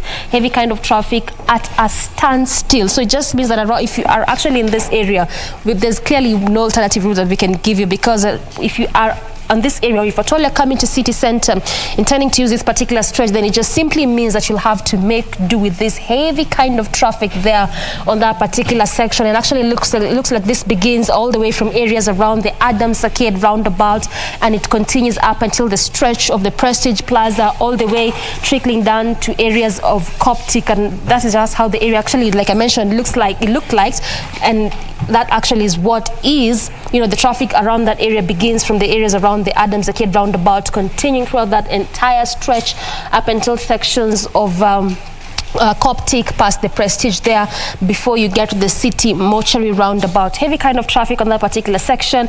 And the sad part is that actually after the areas of Prestige still coming to the Adams Arcade, the same is being witnessed on both lanes of this particular stretch. Now, when I'm talking about both lanes, just simply means as you leave areas of city mortuary roundabout, coming through that entire section as you head over to the estates, which is again what you wouldn't be expecting to see in the early morning hour, because oftentimes on lanes or roads as leading to estates, you'd barely be expecting to be seeing every kind of traffic, because there's actually no activities. But again, like I mentioned, this is one of those roads where there's just a lot of activities. When you look at the companies, industries, businesses, a number of them, so it could be leading to going to the estates where you wouldn't be expected to be spotting heavy kind of traffic. But then again, could be still leading to people heading over to their workstations. Businesses along this particular stretch, just like I mentioned, serves a lot of activities, and that is perhaps why we are seeing that heavy kind of traffic being witnessed on both lanes of this particular stretch as you leave areas of Dagoretti, Karen, Ngong, Adams, coming to the city center,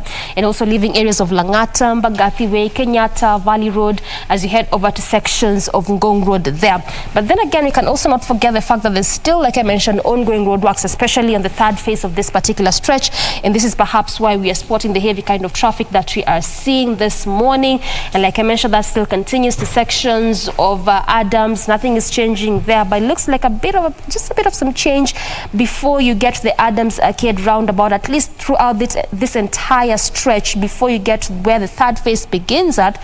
Looks like at least on this particular stretch moving at a very swift pace, clearly indicated by that green color, which is a clear indicator of that, and that continues all the way again just before you get to that particular roundabout, as you get to branch off to areas of Kibra, one of those mini roundabouts there. So again, also at least on this stretch, or better still on this roundabout, you do not expect to be seeing the heavy kind of traffic, given it's one of those mini roundabouts, just gets to branch off to that particular slip road there, that is the Kibra Station Road. And again, away from that area, moving or coming again to the city center, actually where there's really heavy kind of traffic is as you leave areas of Prestige going all the way. Sections of Kenya Science, not that bad. Again, one of those areas where a footbridge has been designated to be installed, but that also hasn't happened. This is one of those areas, that is the Kenya Science Teachers College.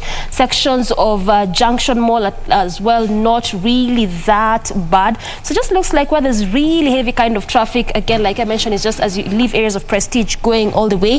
Areas of Dagoretti as you head over to Dagoretti up until Karen, where the third phase actually covers, at least on that particular stretch, still no traffic at all. So again, if you're leaving those areas, looks like it's a smooth sailing for you up until sections of Prestige Plaza. That's just where you'll have to really make do with the heavy kind of traffic up until areas of the city mortuary roundabout there, where again there's really still heavy kind of traffic. So it looks like just where you really have to make do with that traffic, like I mentioned, areas around Prestige, areas around Coptic, as you head over to the city center. Perhaps what we might be needing to do is try to look at some better alternative routes, at least for those coming to CBD and are around that area where there's really heavy kind of traffic. But at just 14 minutes past 8 a.m., that is how sections of Ngong Road look like, and particularly the second as well as the third phase of that particular route.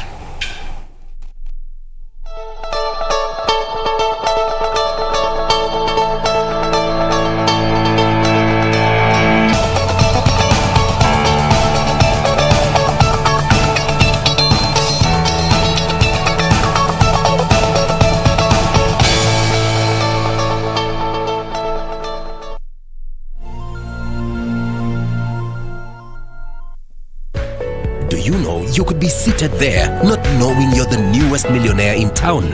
Want to know how?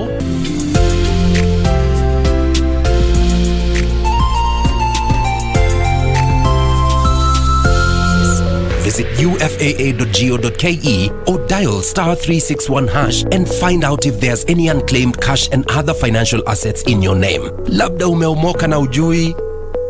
Unclaimed Financial Assets Authority. Receive, safeguard, reunite. The Amazons.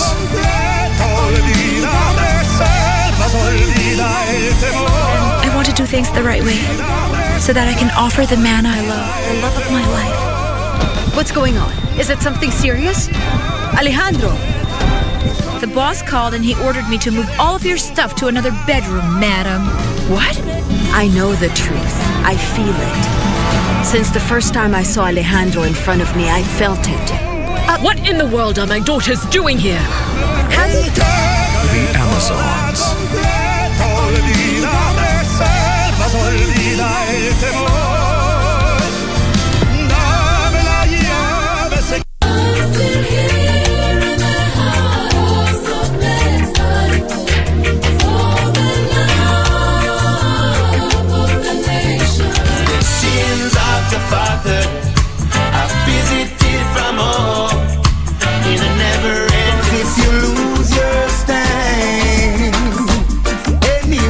Try to push you over. If you should lose me, you lose my kitchen. Girl, you are a queen to me, yeah. And I'm so proud that I'm your king. You bring up the sides to me.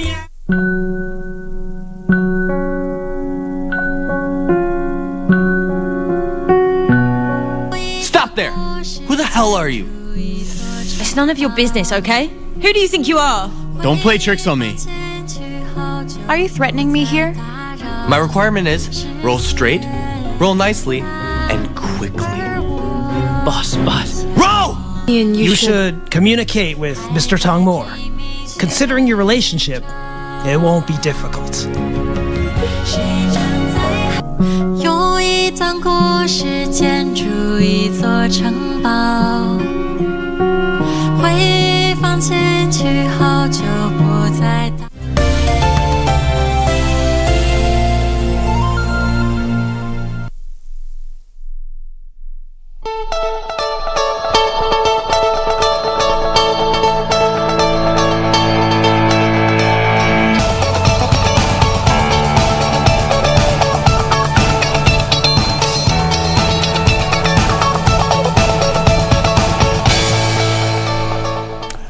All right, welcome back. And now it's time for politics. Let's talk politics, okay?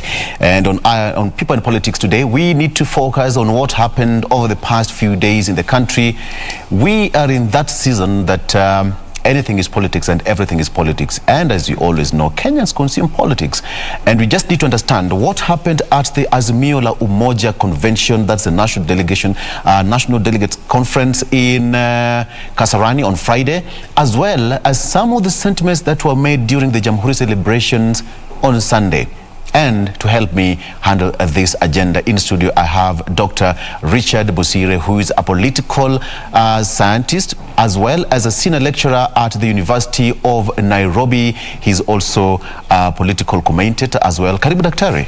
Thank you very much. You're welcome. And via Zoom, I'm joined by Abdullahi Ahmed, who is also a journalist and columnist, as well as a political commentator. Today, he decided to go via Zoom.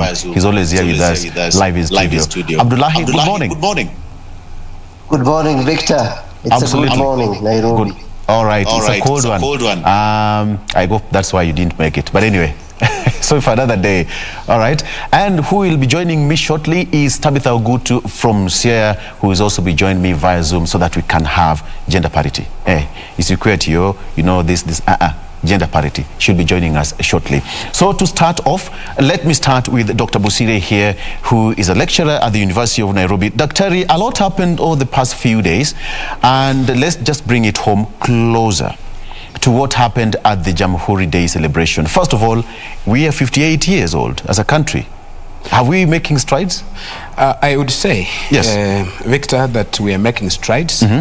For 58 years, we have made a lot of strides in terms of development, whether it's in education, healthcare, whether it is in agriculture, industry, even governance. We have made strides in our country. Yeah. We could have done better, but we are still on our path to better things in the future. Yeah. So 58 years have gone, but again, we need to reorganize ourselves. That's why we have elections every 5 years, so that we can renew our strength, particularly in the front of governance and management of public affairs, so that we can do better for the future. Abdullahi, it's still the season. We're still celebrating Jamhuri Day. We are 58 years old. The president's speech was just 34 minutes long. He said that nimeongea mengi, tulipewa nafasi tukaongea pale bungeni. What stood out during the president's speech? Well, I think it is good that Kenya is celebrating 58 years of independence. And when our forefathers received the independence from our colonial masters, I don't think 58 years later they thought us speaking about the same thing Kenyatta spoke about: inequality, lack of access to health, poverty, corruption.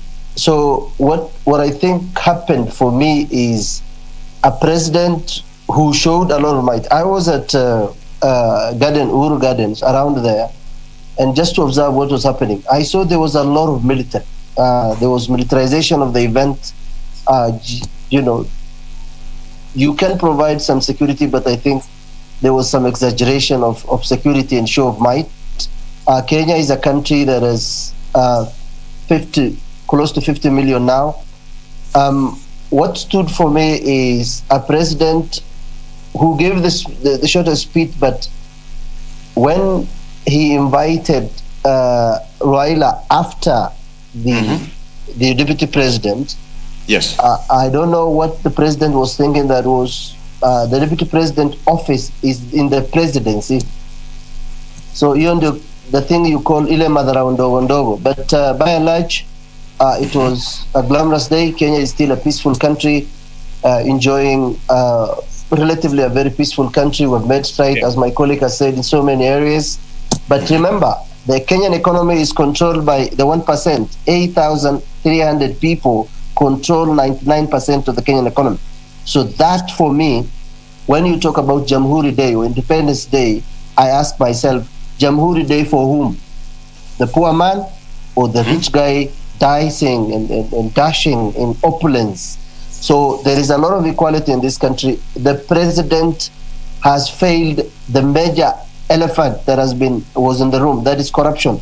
In the last 10 years, close to 30% of our budget is stolen the budgetary. There is corruption in every ministry. If you look at the latest report, November last year, by the DPP, the people who steal from us are not just the ordinary Kenyans. These are cabinet secretary, these are permanent secretary, these are county commissioners, deputy county commissioners, MCAs, people in the procurement sector. So I think if the president has said the big four, but how do you find the big four if close to 14.5 billion Kenyan shillings is stolen by the people you employed to serve Kenyans? So the president is leaving a country that is dated. We are in debt. He's living in a country that is very poor. Economy has grown for whom? 58 years after independence, we have Kibra and Madara in Nairobi. Nairobi is, if it rains today, you'll agree with me that it's very filthy. Nairobi is very filthy. So we as Kenyans must think, as my colleague has said, what is it that we are not doing right? What we are not doing right is most Kenyans are given opportunity to serve positions of privilege are stealing from us, and that's the problem. Okay. Terry, you've heard what Abdullah has said. Yes, I've heard clearly. I think Abdullah might not be really fair in some cases. I think I'm hopeful. Usually I'm a hopeful person. I hope that we shall do better. And I want to be very optimistic, because without that we might not make headways in our government or in managing public affairs. When he says that there was a problem, there is a problem in this country, that can only be tracked back to the presidency, just the presidency, I think we're wrong. Because the problems in this country are compounded because Kenyans themselves do not believe that they are going to make a difference. They are going to move out of this corruption so that we can build our country. Who steals these monies? There are people, there are citizens who are conniving with the leaders in this country to steal from public coffers, not to implement, to build roads, not to even build bridges. We have seen really terrible situations. But I would like to see it as a compounded issue that is linked to even the public psyche. What do people think? Do we really, if we want to deal with this corruption, we could, like in 2003. People, the citizen arrests were a feature in our political landscape, or in our politics in this country, even in our governance in this country. Where did they go? We lost it because citizens now gave up, and we dived into the pool of corruption, and everyone is corrupt. We also have, not everyone really, but most people are corrupt. Then we have other issues, Victor, that contribute to the state of poverty in our country. We have, besides corruption, we have access to credit. Access to credit. It's very expensive for people to get credit from the banks and do their businesses, to be able to develop themselves and even contribute, even in terms of taxes, to the growth of this country. That is an issue that government should really be concerned about. High power bills. We have high power bills. These are things that are, the president talked about. These are things that actually are troubling this country. I don't know why legislators cannot control this animal called KPLC. They give us exaggerated bills. They are killing businesses. They are making production costs in this country so high that the price of our goods is so high that we often go for cheap imports from China and other countries, Victor. There are other issues that I would have mentioned. Access to education. Kibaki government from 2002 made a deliberate decision that we need to provide free primary education.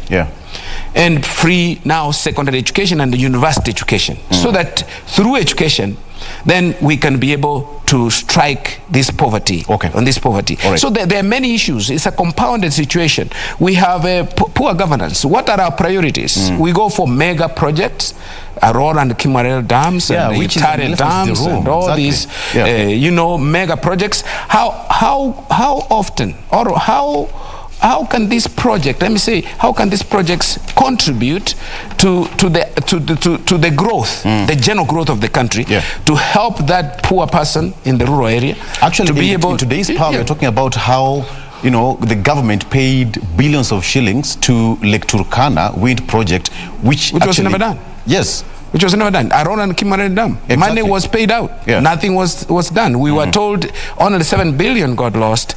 But we are seeing that company trying to...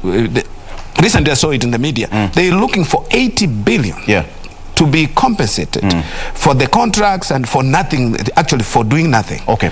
All right. Daktari, I'll come back to that shortly. But then, let's go back to what happened at Uhuru Gardens. Yes. When the president took the stand, he gave his 34-minute long speech, which was quite unlikely after an elaborate celebration of the 19th Battalion. He said during his remark that watu wazee wanataka kuongelesha, and he broke the protocol, which was not, nobody expected. Perhaps, Director, if you can just play this clip and see exactly what happened at Uhuru Gardens when the president, after his speech, off the cuff speech, he called the Honorable Raila Odinga to speak after everything was done. Let's take a look. Ningefanya makosa kama singemshukuru mmoja kati yetu hapa ambaye tumekuwa tukiongea na yeye kutoka miezi karibu 14 wakati nilianza hii project ya Uhuru Gardens, ambaye tumetembea na yeye hapa sana na amenipatia mawaidha. Mheshimiwa Raila Odinga, nasema asante sana kwa yale ambayo umetusaidia kutenda. Naonekana hawa wazee wanataka uwaongeleshe, kuja uwasalimie jamani.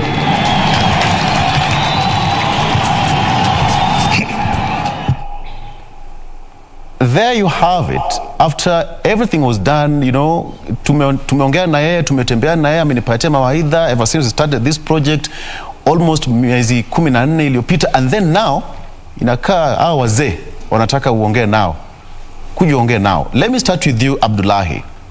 Did you expect that to happen?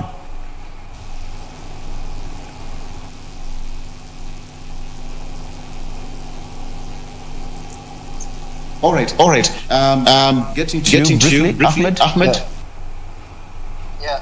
I think it's not the first time the president broke the protocol. Remember in Kisumu, when he went there, he also called the Raila Odinga after Deputy President William.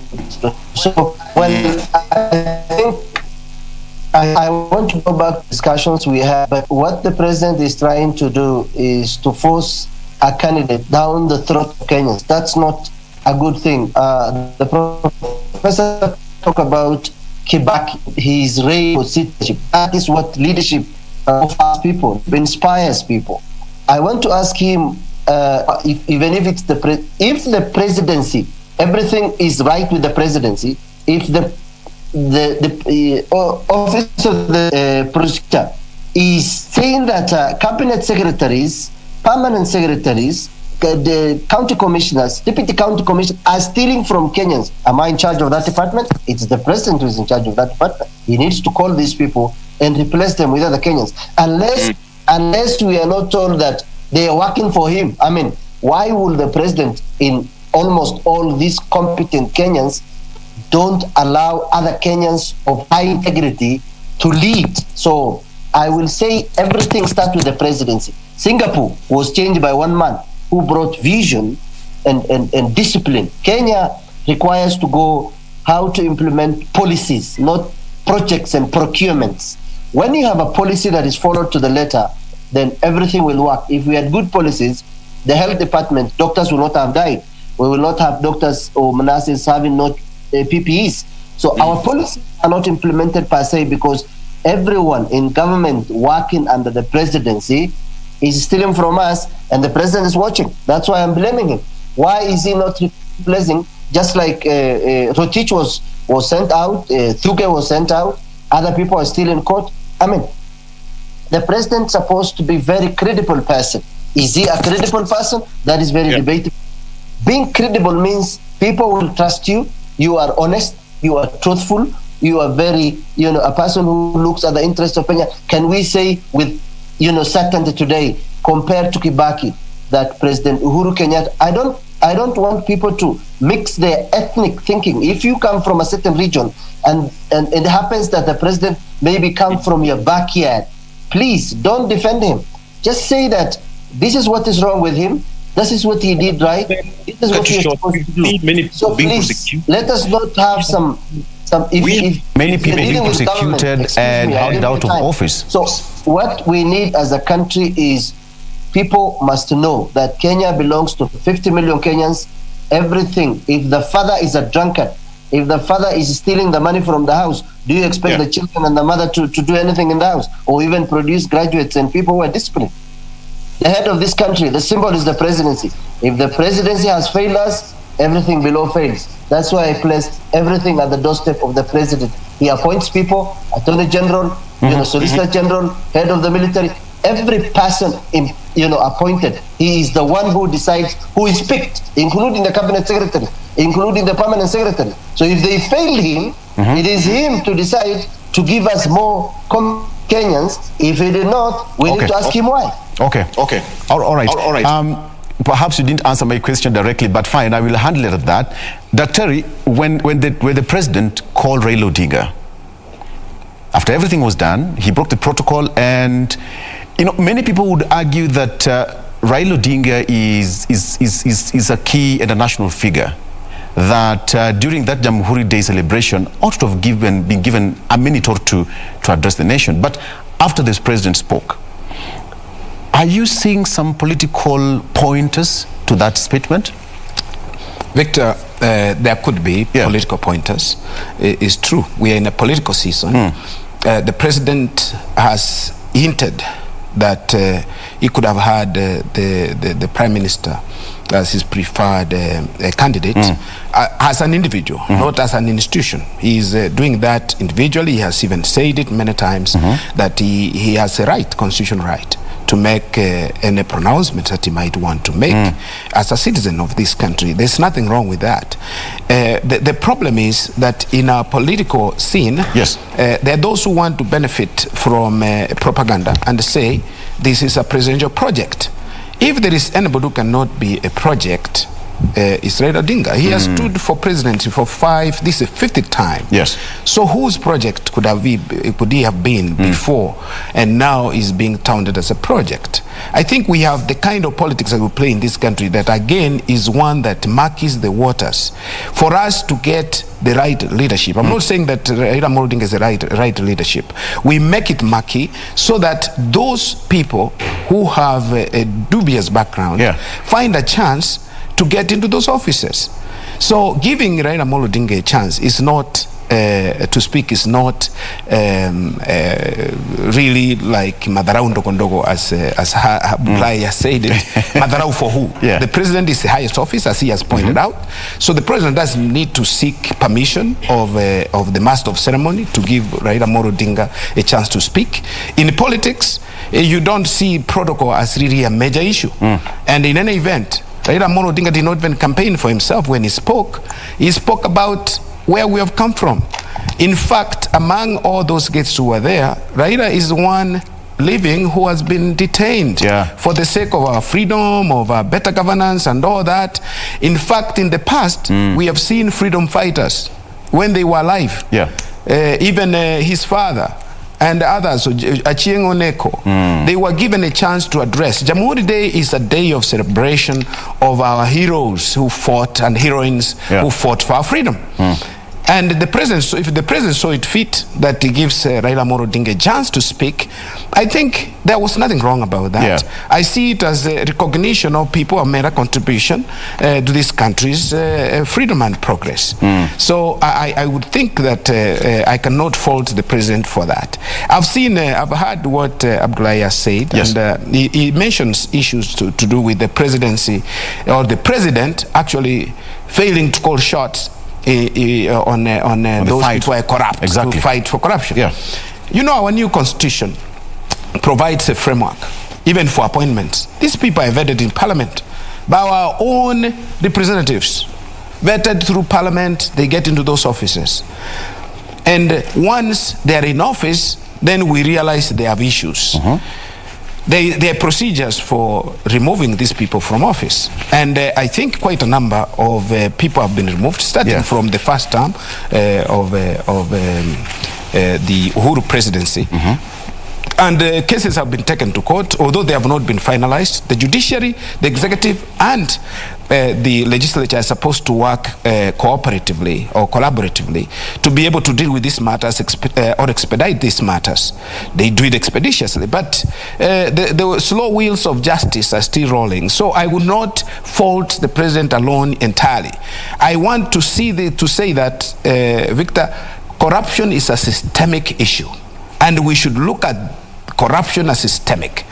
We know, even we had it on 12th, on Sunday, when the president addressed on Jamhuri Day, saying that the Jamhuri Park itself had been grabbed. The people have grabbed the land. Yeah, that belongs to some... There are hotels that are constructed on the grounds. And again, people want us to lose that sight of that. Who are the owners of these hotels, and who are the owners of these facilities constructed on Jamhuri grounds? We need actually to reverse the clock, as it were. We need to deal with these issues of corruption decisively, not to politicize these processes. Yes, the president talked about it, and many people have been prosecuted. Some cases are before court as we speak. We have got, CS Rotich is still in court, and even some of the former governors. We have got Governor Kidero still fighting for corruption cases in court right now as we speak. But on a scale of 1 to 10, if you'd rate the president, his fight against corruption, what would you give him on a scale of 1 to 10? I'll give him maybe 50%. I'll give him 50% because of various reasons. Of course, he could galvanize the system and have people held to account. But they are also independent institutions that are supposed to work against this vice in our country. Those are the ones I would say they have not done their best. The president is a political leader. The president is a political leader.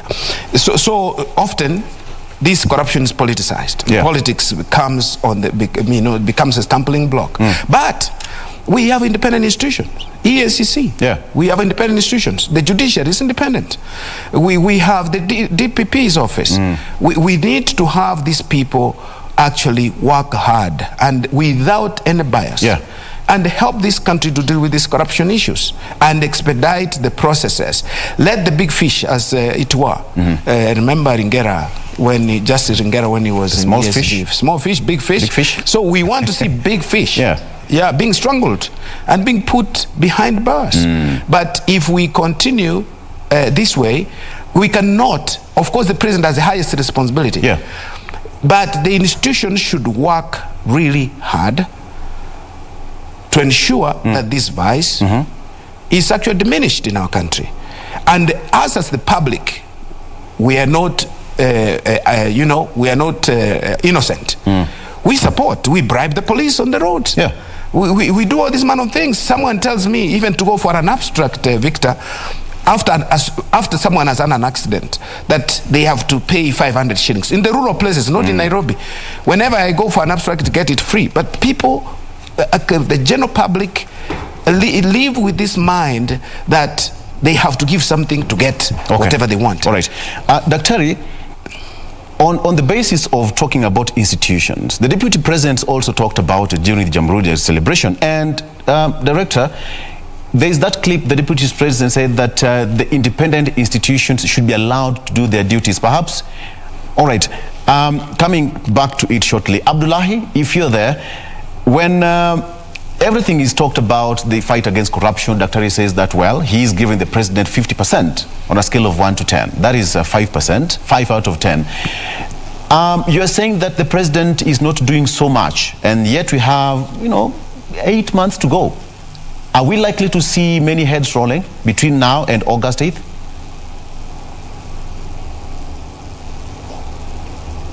Okay.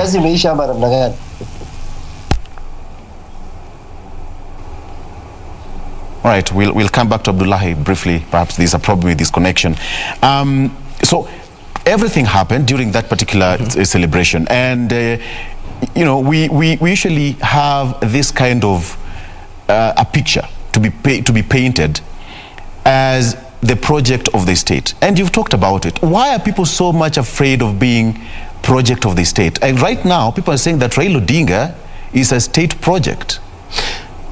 I would say this because that has always been our campaign mantra for some politicians in the country, that if you are a project like we had it in 2002, when we had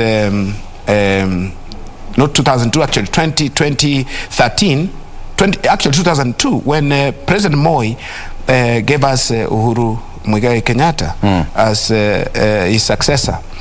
We did not pick it up. We did not support, as Kenyans did not support at that moment, because the campaign was that the Moi leadership had failed us.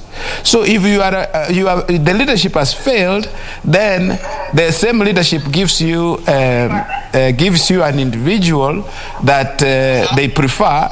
Definitely what you will be thinking is that we want to perpetuate the failed leadership or autocratic leadership that we had under Moi for over 24 years. But at this moment, I've seen and I've watched, I'm a watcher of politics and an analyst of politics. The president has not been that categorical and close. He could have attended, for instance, the Friday, but he was away. He was, of course, this is politics. He was away, definitely. He was away.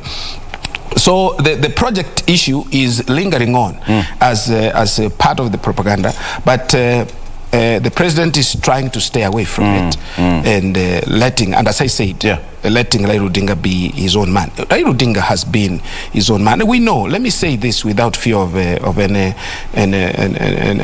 contradiction. 2007, Raila Odinga reigned, and we know what happened. We know what happened. Raila Odinga won those elections. 2013, what happened? 2017, the Supreme Court nullified our elections of August. What happened? Raila Odinga had a following. There are people that you cannot just call the project and it sticks. He has been his own man. He has been running and successfully running. Okay, all right, Dr. Let me bring in Tabitha here. Dr. Tabitha Ogutu, all the way from Siaya County. Tabitha, good morning. Good morning, Victor. Fantastic. We are trying to go back to what happened and just to understand exactly what happened. And with me here in studio is Dr. Richard Bosire, who is a senior lecturer at the University of Nairobi. We are trying to understand what really happened at the Jamhuri Day celebration when the president, in his normal time, he invited Honorable Raila Odinga to come and speak to the people. And when Raila spoke, he did not talk about politics. He went straight to give the history of, what Jamhuri Day celebration should be. What stood out for you, Tabitha? Absolutely. I think that we had one of the best Jamhuri Day celebrations, given that the president is marking his last Jamhuri Day. He presided over his last Jamhuri Day in his tenure, serving his 2 terms as the president of the Republic of Kenya. So what we saw on that day, him introducing Raila Odinga, and Raila Odinga coming out very straight, and what he did is basically giving history as it should be, rather than engaging in the local politics, because that is time for politics. Jamhuri Day we celebrated where we have come from as a country, the strides we have made since we had our independence, and how far we are willing to go. go.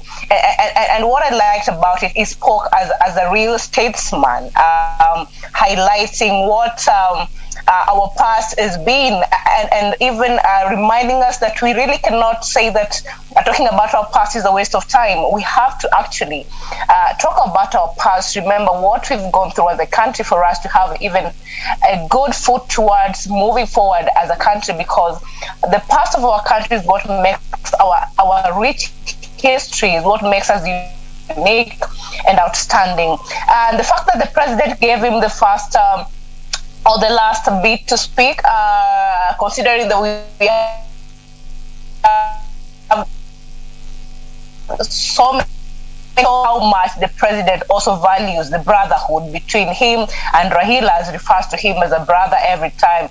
And also, I don't think it is also coincidental that Raila was not, or his name was not in the list of the people to speak. I think it was a more orchestrated move towards the president just wants to appreciating Raila as not just any other leader in this country, but a leader worth even talking after him. I think it was an orchestrated sort of a speech lineup, because it's not the first time the president is doing it, so it's not by coincidence that it happened on Jamhuri Day. But what we can learn from it, or what we can say from it, is a very good gesture. If you look at even Raila Odinga and his bid to want to succeed the president come 2022, because he just launched his presidential campaign, and he said openly on Thursday, on Friday, that is going to actually is going to be the ballots come 2022.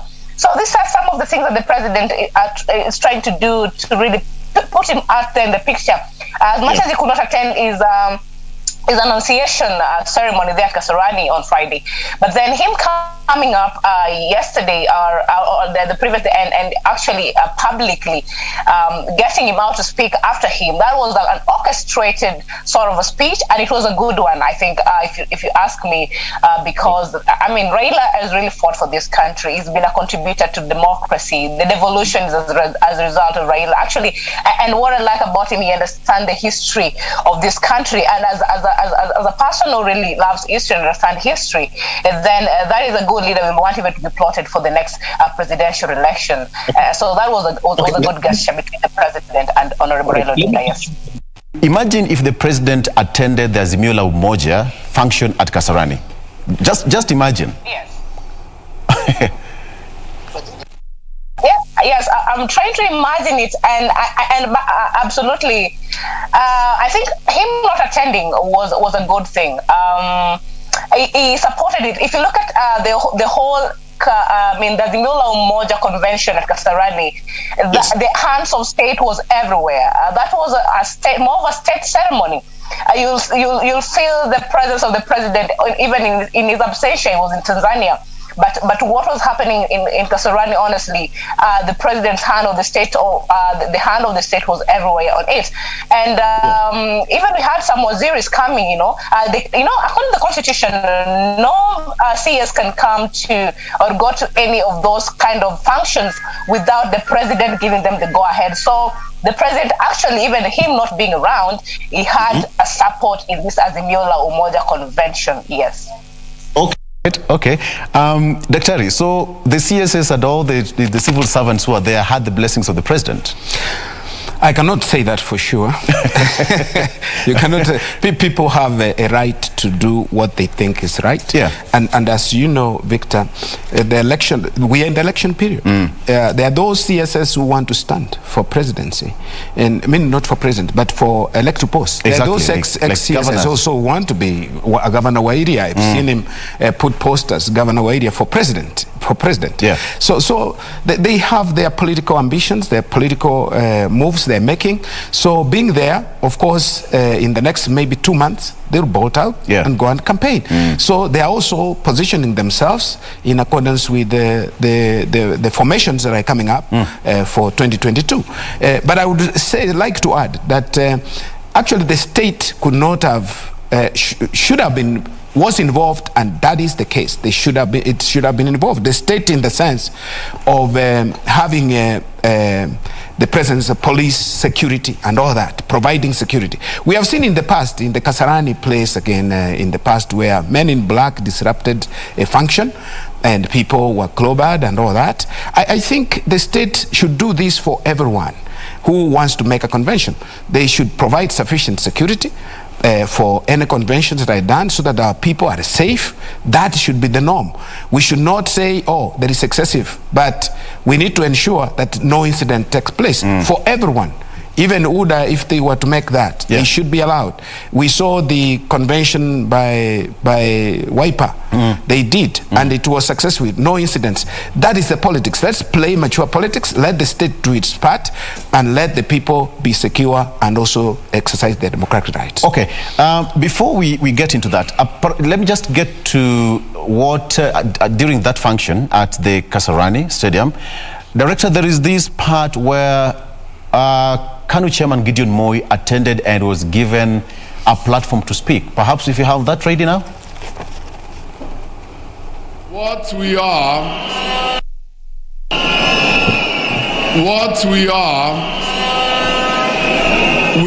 allied forces. We are allied forces. Baba's gain in gaining ground is our gain.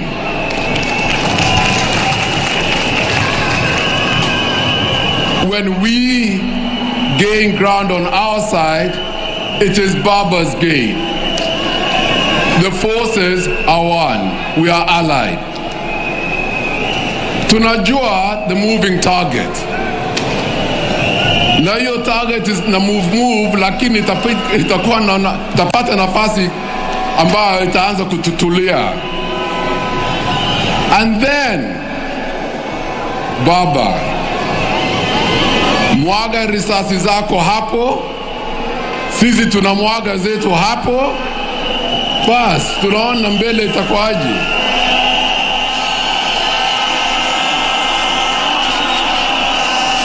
What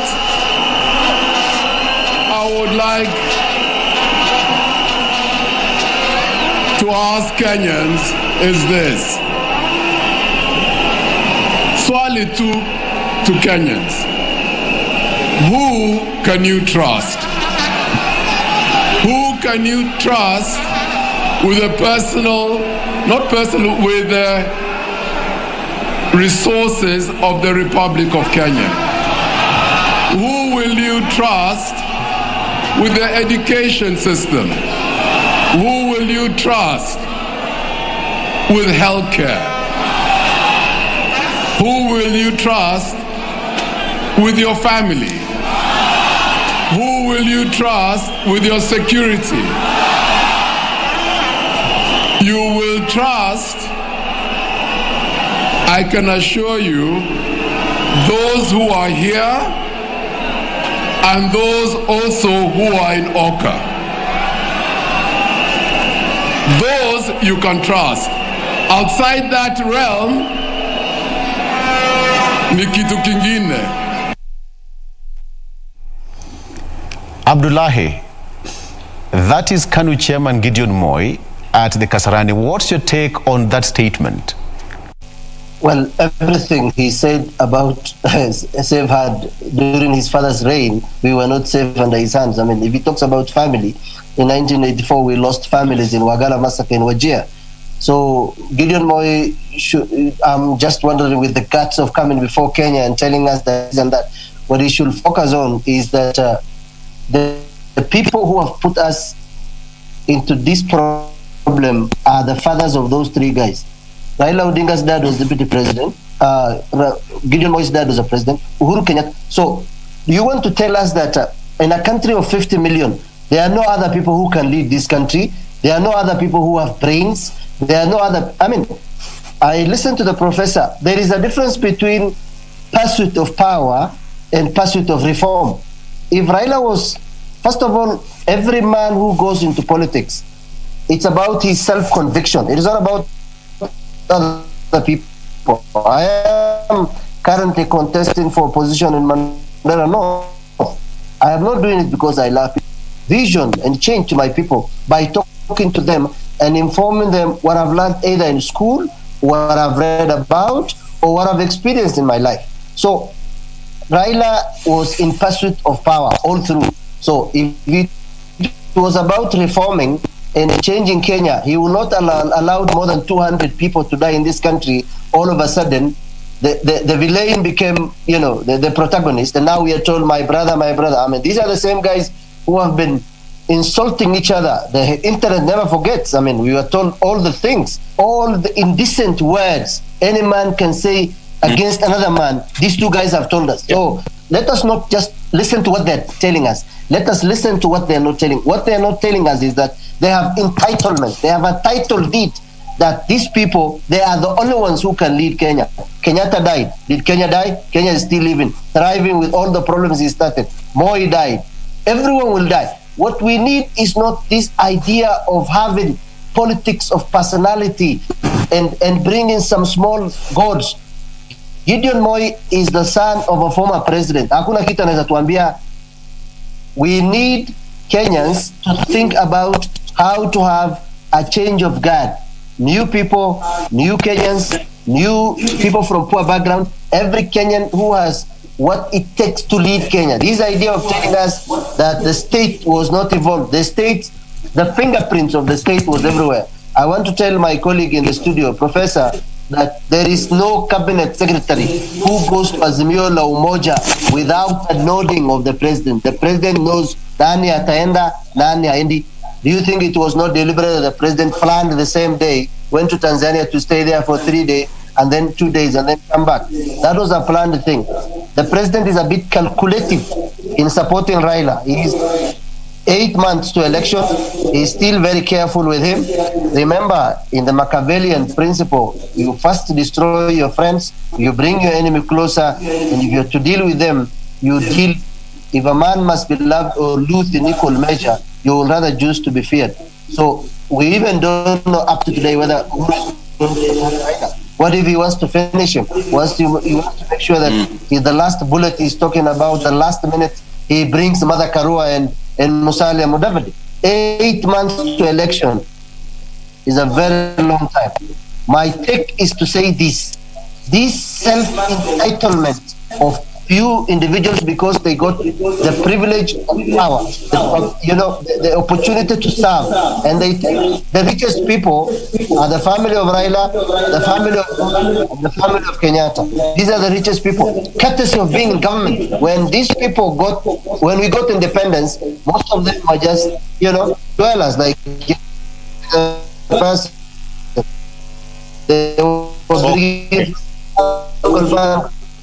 so these percent of Kenyans, over 20 million, have nothing to eat. Actual warriors, not Gideon Moi or Raila. Okay.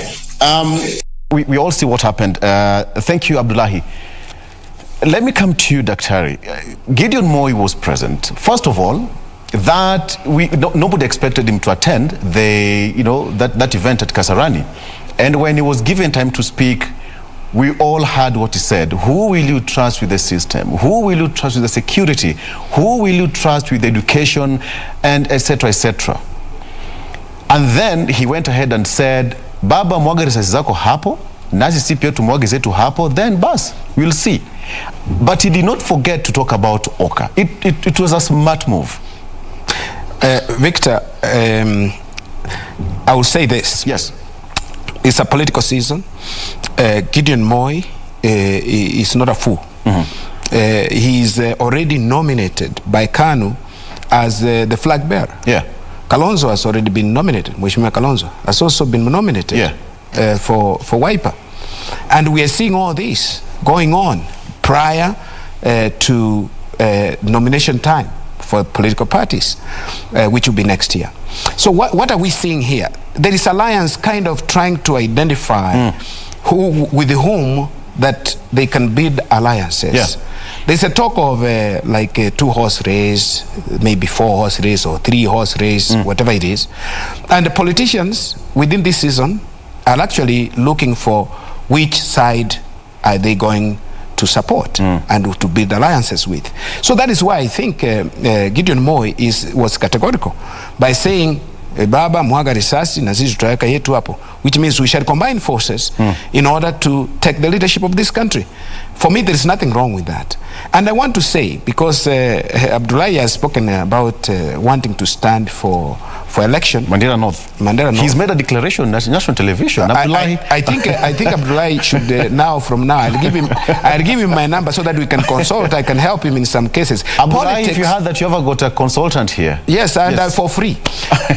Politics is about interests. Politics is not about enmity. If you want to have permanent enmity with people, that cannot work in politics. I mean, friendship is transient. You cannot have permanent friends, you cannot have permanent enemies.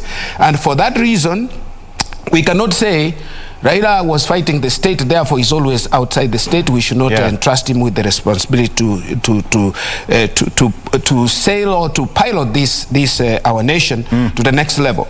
Everyone should be given an equal chance to govern the country. Whether you are a son of Raila or whether you're a son of Jaramogi or a son of Kenyatta, these issues arose in 2013. But Uhuru Kenyatta became president. And the sins of the fathers cannot be counted on the sons. Our Bible says that clearly, how everyone has his own responsibility. If we have any problem with the Odinga family, then people should say that. If we have a problem with the Kenyatta family, say what it is. Why did Jomo become president of Kenya? It's because he was a freedom fighter. He believed in this country and he fought for the freedom of this country. Not that because now Kenyatta then became president, we have to kick the son, the daughter away for that reason. Politics is about interest. And I want to say this as the last thing, Victor. He mentioned Machiavelli. I've studied Machiavelli. The Prince Machiavelli speaks about two characteristics of leadership, fox and lion. So if for real Raila had the truce with Jubilee in 2018, the handshake, for him to be where he is now, I think he played as a fox. He has been playing as a lion and he has been losing. So it is normal that you have to change tact so that you can be able to succeed to meet the interest. If you wanted to be president, even if you wanted to be an MP, you have to be a little cunning to be able to get there. Elite rule is a fact. Abdullahi is not a common person pale sokoni nyumbani. He wants to be MP of is it Mandela North, right? Because he has certain qualities. He has gone to school. He has been in the media and all that, or whatever he has been doing all along, which makes him an elite. Elite theory, we have what we call elite theory in political science, says that it's the elite that govern, but they must talk to the masses. The masses are disorganized. That's why you can see when a meeting is called in a place, people flock into those meetings. They get 200 shillings or 1,000 shillings, and they sing the praises of that person, that candidate for MP position or for presidency or for whoever it is. Why can they stand up and say no?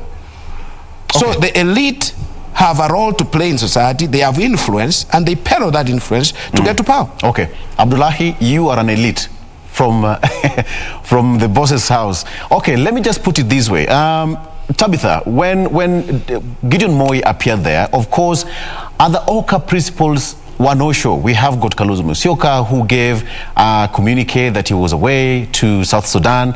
Musalia Mudavadi as well did not attend, as well as Moses Wetangula. But then Gideon Moi appeared, as well as Cyrus Jirongo. What is your take on that? Does that really show that OCA is somehow fluid in the decision to make to run away from Raila Odinga, or they're trying to 1 foot in and 1 foot out? Tabitha?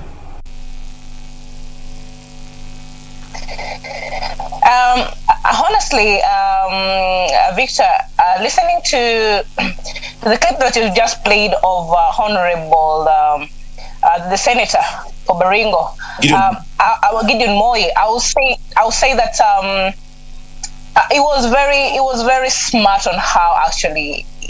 First of all, he had to acknowledge that this was Raila's day to announce his presidential bid, or that he'll be running for presidency come 2022. And at the same time, it was very intentional at selling what they stand for as OCA And I think this is the same show, Victor. The last time I was here, I think about 2 weeks ago, you asked us a question about do we think or if OCA principals at all, if they were to run for a presidency come 2022, if any of them will actually have the tyranny of numbers, or even if one of them stood a chance to win. And I categorically say that actually, we actually do not have one of them that will say will take the tyranny of number at the end of the day, or even garner votes that will even be equivalent, close to even the Deputy President William Ruto. So at the point we are in time, I think what we need to see is maybe a coalition between OCA and a presidential candidate like the Right Honorable Raila Odinga, or any other which is more stronger. And the alliance we're having at the moment, whom we see have chances to win the elections come 2022 in terms of the presidency bid, is only the Honorable Raila Odinga and the Deputy President William Ruto. So which side of divide do we see any of them joining? And I kind of also smell some of or a sort of division amongst the OCA principal. If you look at Mudavadi of late, it's been more aligned to the Deputy President. So we do not know come 2022. They say one day in politics is like a lot of time, or even 2 years. So a lot can change within this particular time, between now and August next year. So we do not know if maybe the Gideon, Honorable Gideon Moi will join sides with Raila Odinga. We have seen that they're very close friends, and he even took his time to attend his presidential annunciation ceremony. So does this say something about the OCA principals not working together or not speaking in one voice somehow? Because if in the past they would have come together. I've also had what Abdullah has been putting in place. He said that we need to give time for other Kenyans to rule. Nobody has been denying any Kenyan time to come into power or time to vie for any political seats in this country. Kenya is a democratic state. Kenya is a multi-party state. Everybody or anybody is allowed to go and get any seat they want, provided that you meet the requirements of the Constitution of Kenya. And that cannot be a line or a point of discussion, and we say that now because President Uhuru Kenyatta or Honorable Raila Odinga should not vie for any presidential seat because they have a history of their fathers or even their families being in politics. It's just a fair game. Like, everybody is born a leader, and a leader comes from God. So anybody who is in Kenya and wants to vie for any political state, let not be that we are saying or trying to tell that some leaders should go home for some leaders to come into play. Let us all stand. If you have the qualities and even the requirements as per the Constitution of Kenya, Kenya is a democratic country, and we need to shun away from politics of incitement and things like that. Okay. That point as well, where Cyrus Jirongo also attended that particular function, and there is something he said about Raila Odinga. If you have that clip.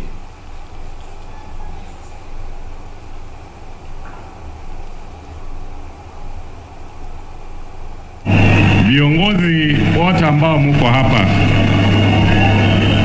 tumekuja siku ya leo kwa sababu tuna imani na mzee wetu Raila Amolo Odinga. Yeye ni kiongozi ambaye tunaweza tegemea, na sisi zote kama wananchi wa taifa hili tuweke Mungu mbele kwa kila jambo ambalo tunafanya. Na leo nyinyi nyote mmeshuhudia, kwa sababu uongozi wa taifa kutoka kwa Mungu.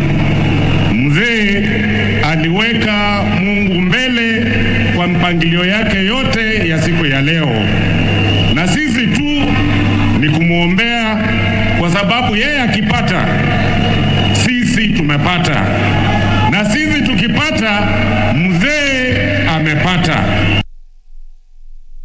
Okay, Abdullahi, mzee akipata na sisi tumepata. Comment on that as your closing remark. Who mentored Deputy President William Ruto and is still in the cold. So I'm telling you this.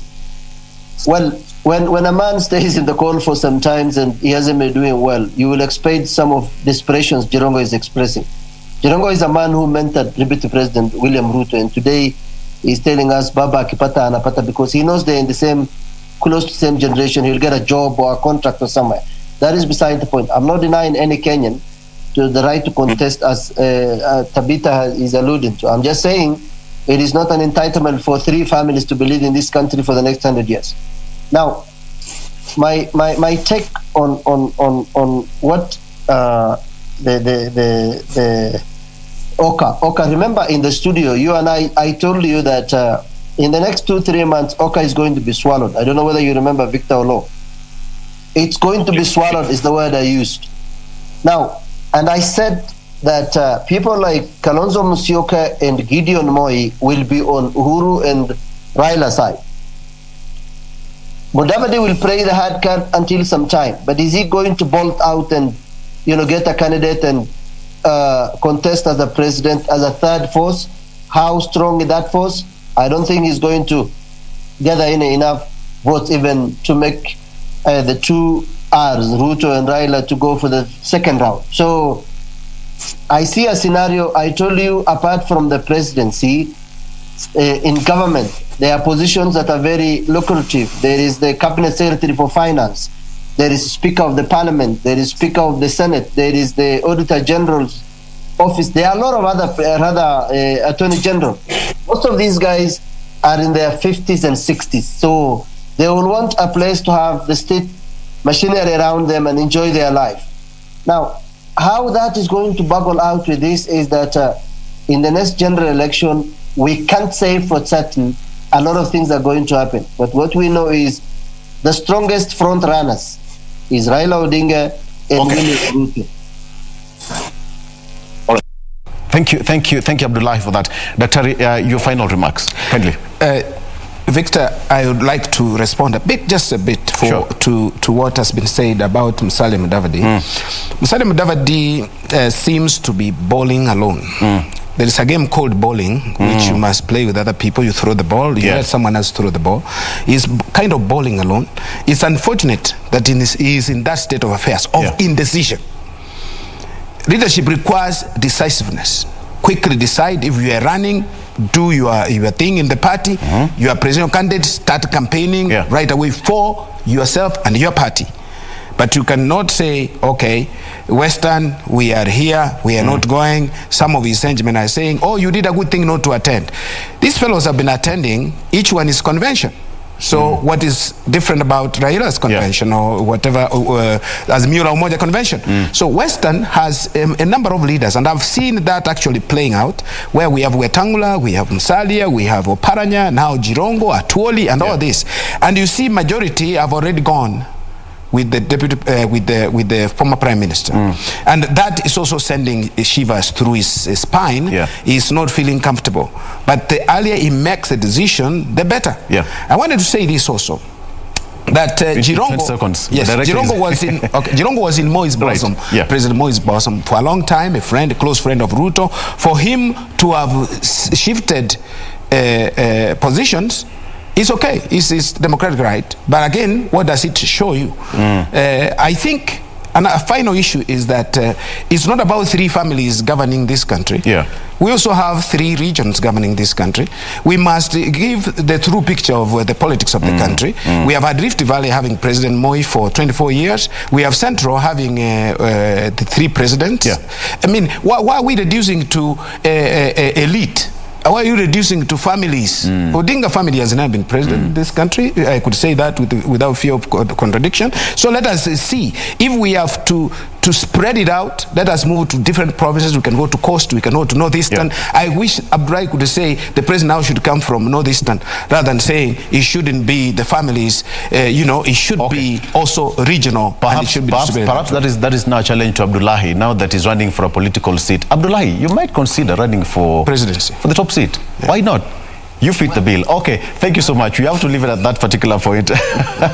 Gentlemen and lady, we have run short of time. We've been speaking to Dr. Richard Busire, who is a senior lecturer, political science at the University of Nairobi. Thank you so much for joining us, as well as Tabitha Ogutu, joining me via Zoom, and Abdullahi.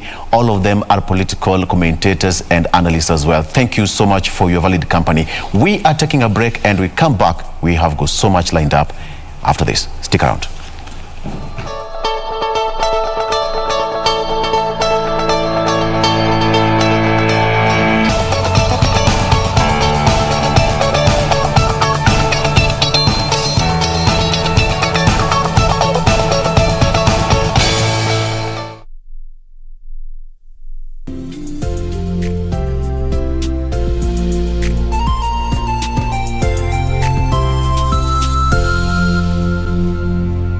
Ili kupata sikiza tuni hii, Isaiah chapter 40 verse 8, bonyeza star 811 star 963 hash. Wakati mwingine unaweza kujipata umefinywa pande zote na unaona kama shida yako ni kubwa sana, kama hakuna nguvu ambazo zaweza kuitatua, lakini ni vyema kujua kwamba kuna Mungu mwenye nguvu na ambaye hachoki kamwe.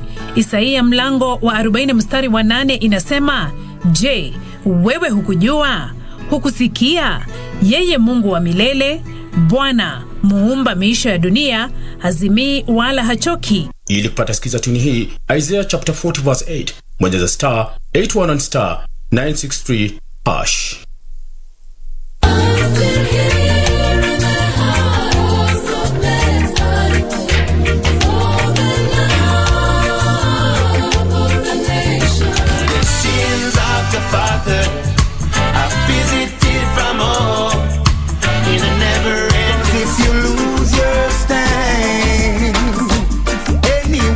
Try to push you over. If you should lose me, you lose my kitchen. Girl, you are a queen to me, yeah. And I'm so proud that I'm your king. You bring up the sides to me.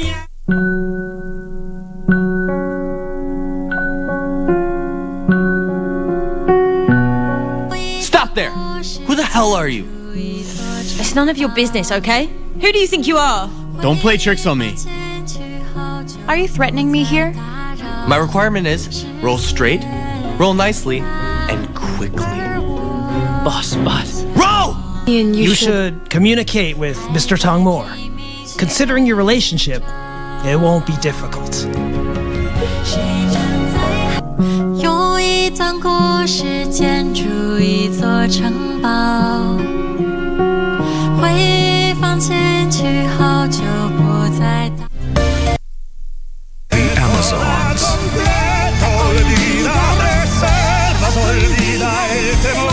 I want to do things the right way, so that I can offer the man I love the love of my life. What's going on? Is it something serious? Alejandro! The boss called and he ordered me to move all of your stuff to another bedroom, madam. What? I know the truth. I feel it. Since the first time I saw Alejandro in front of me, I felt it. What in the world are my daughters doing here? The Amazons.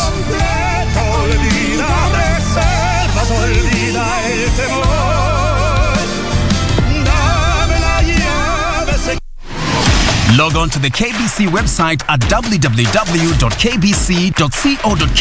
to get the latest breaking news, entertainment,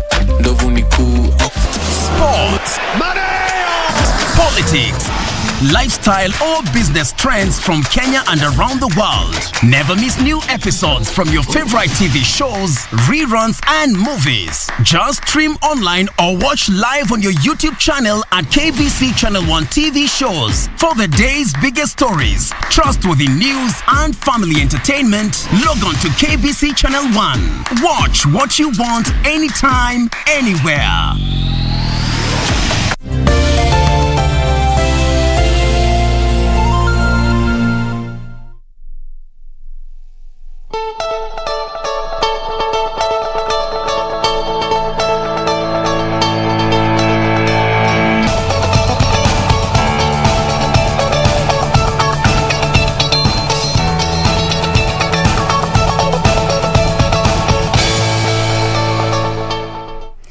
Welcome back. We continue with Good Morning Kenya, and we want to move on to our health segment as we always do every Tuesday. We are still using the hashtag Good Morning Kenya on Twitter. Our official station handle is at KBC Channel 1. My handle is at Jade Wumboy. Now we move on to this conversation, and this is something that, you know, almost everyone is talking about, and this is all about mental health and wellness. You know, looking at the stats that are out there by the World Health Organization, globally speaking, looking at the age group between 10 and 19 years of age, 1 in every 7 of them experiences a mental disorder, and in total they account for 13% of the global burden when it comes to mental health illnesses. 10 to 19-year-olds, 13% of them compose of the global burden. Looking at depression, anxiety, and behavioral disorders, they are among the leading causes of illnesses still among this age group. And between looking at the age group of 15 to 19, suicide is the 4th leading cause of death globally. Now, bringing this conversation to the Kenyan space, for the last, let's call it 6 months, we have seen a sad situation when it comes to our schools. So many schools have had to close down completely due to student unrest, and the sad cases we have also seen students burning and destroying school properties, all of them saying, you know, citing various reasons as to why they have gone ahead and done that. Just this past week, we did see Iku boys burn down 3 dormitories. But why is that the situation?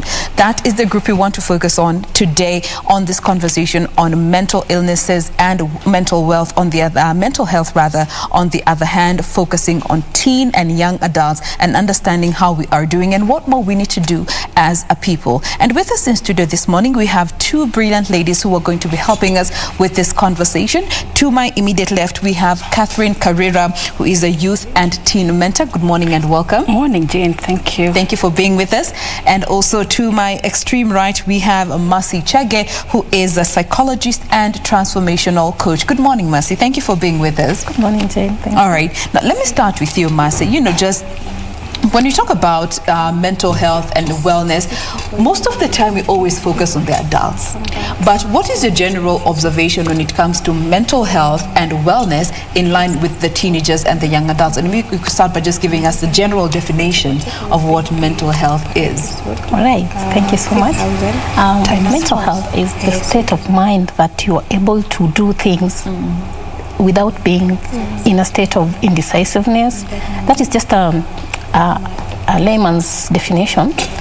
We usually say when you have your mental health at check, everything else is able to run in the right way. Yes. Because you are able to make decisions, you are able to respond to issues the way they are supposed to be responded to, you're able to know what you're supposed to do next. Generally, the things we do every day. So you've asked a question about the teens and mental health, and we focus on the adults. Yeah, it is true, we have always been focusing on the adults, but on that case of the adults, I'll say people focus on the adults because we think that we are the controllers of the children or the teens. But it is good to know that everyone is an individual. Everyone is an individual as themselves, and mental health starts from right even before you are born. Actually, it is defined. How do we end up with mental illnesses or disorders? It is not, most of the time it does not happen when you are an adult. This thing starts way before you are born. The prenatal, the perinatal, and the postnatal times of our life, that is where we are shaped. Yeah, like maybe I could give an example. If today we are talking about teens. So many of us, or so many children, were born by teens mom, by moms who are teens. Yes. You can imagine a teen is a child, basically, as in they are not well developed, they don't have the required skills to raise a child. So imagine you're a teen and you raised a child. How did you raise that child? So how you raised that child will contribute to the way they come out in future. Yeah, maybe you were not able to take care of that child, so the child was neglected. And it's not only by a teen mom. We're just mentioning teens because we are talking about teens and youth. Yes. even as an adult, today I give birth to a child and I'm not in the very good state of mind, or I'm not in the in a very good area with my life at that point. That child is going to go through so much, like neglect yourself. You're not going to be also taking care of yourself the way you should because you're not well.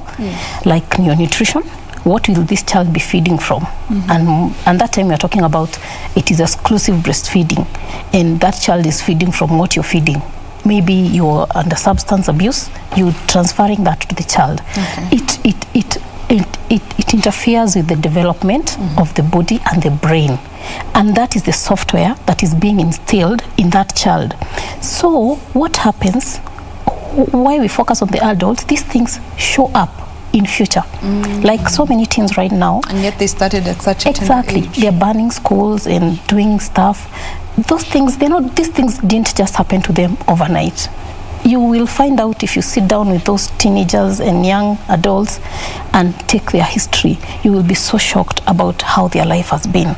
So this unrest we are seeing is sort of a manifestation of a deeper lying problem. Exactly. All right. Now let me come to you, Catherine. Still looking at the same question. 13% of the global burden when it comes to mental illnesses is focusing on 10 and 19-year-olds. I mean, a 10-year-old, one would be like, nini na stress a 10-year-old. But what is your general observation? That's a very good question that you have asked. Nini na stress the 10-year-old. Like, if we can reflect where we are. Last year, when our children were out of school because of COVID, the 10 years and the 19 years, they went out to explore. They went out to experiment, and we exploited them. And then they come back and they want to talk to mommy, and mommy is not there, or daddy is there and is the one that's exploiting the child. What we need to understand is that these children have gone through a lot, and they have bottled it in. And for we that are supposed to be mentoring them or teaching them, we don't know how to cope with it because also we are a depressed society. What I want us to understand is the characteristics of a teenager. The teenagers, they are trying to figure out. Unfortunately, this is a time that they can be figured out.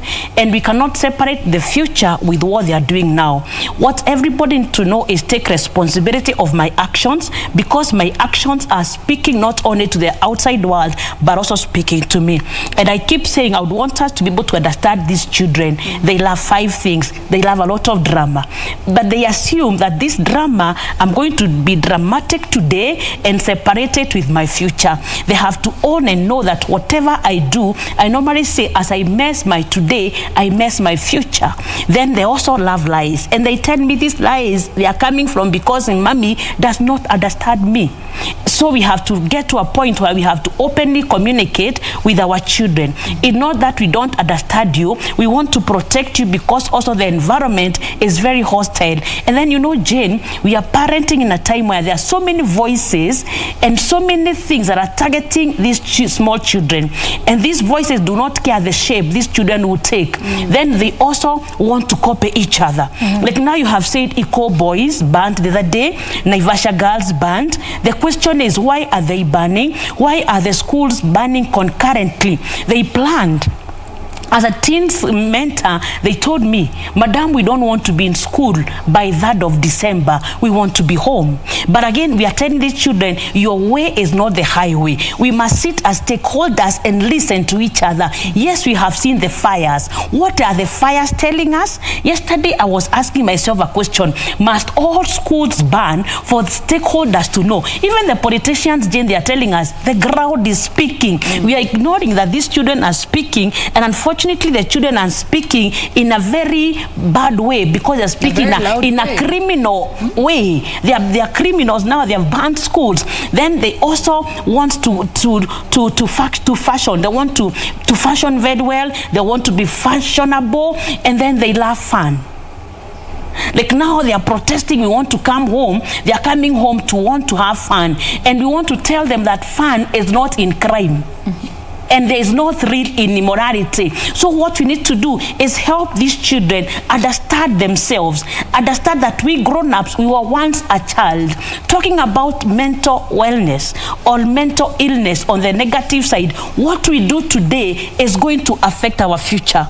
Between 10 and 19 years old, the 10 one is not even a teen, they are preteens. But again, Jane, from where we sit, we know the 10-year-old in Kenya gives birth, and we only know a girl has given birth. We don't know of the boy, and we imagine that the girl has given birth. Where is the boy? So the boy also must be suffering a lot of trauma because they made somebody pregnant and nobody knows. You can imagine it's a secret that you're holding with yourself and it is tormenting you. And Jane, the scars that we don't see take longer to heal. So what you need to do is encourage the children to speak out. And for we that are listening, let us not listen to condemn. Let us listen to help them. Jane, when we are looking at children, I'm a farmer. There is arrowroot and potatoes. You know how you uproot one, but the other one you have to go drill down. We must drill down to get to the problem of what is happening. And I'm assuming as good Kenyans, are we going to ignore the school fires? Come January, we expect the children to behave as normal. And because then what happens when you sweep your house and you bury the dirt underneath the carpet, what happens is a mountain will come, you're going to fall on that carpet. So we must now sit and ask the children, what are we saying?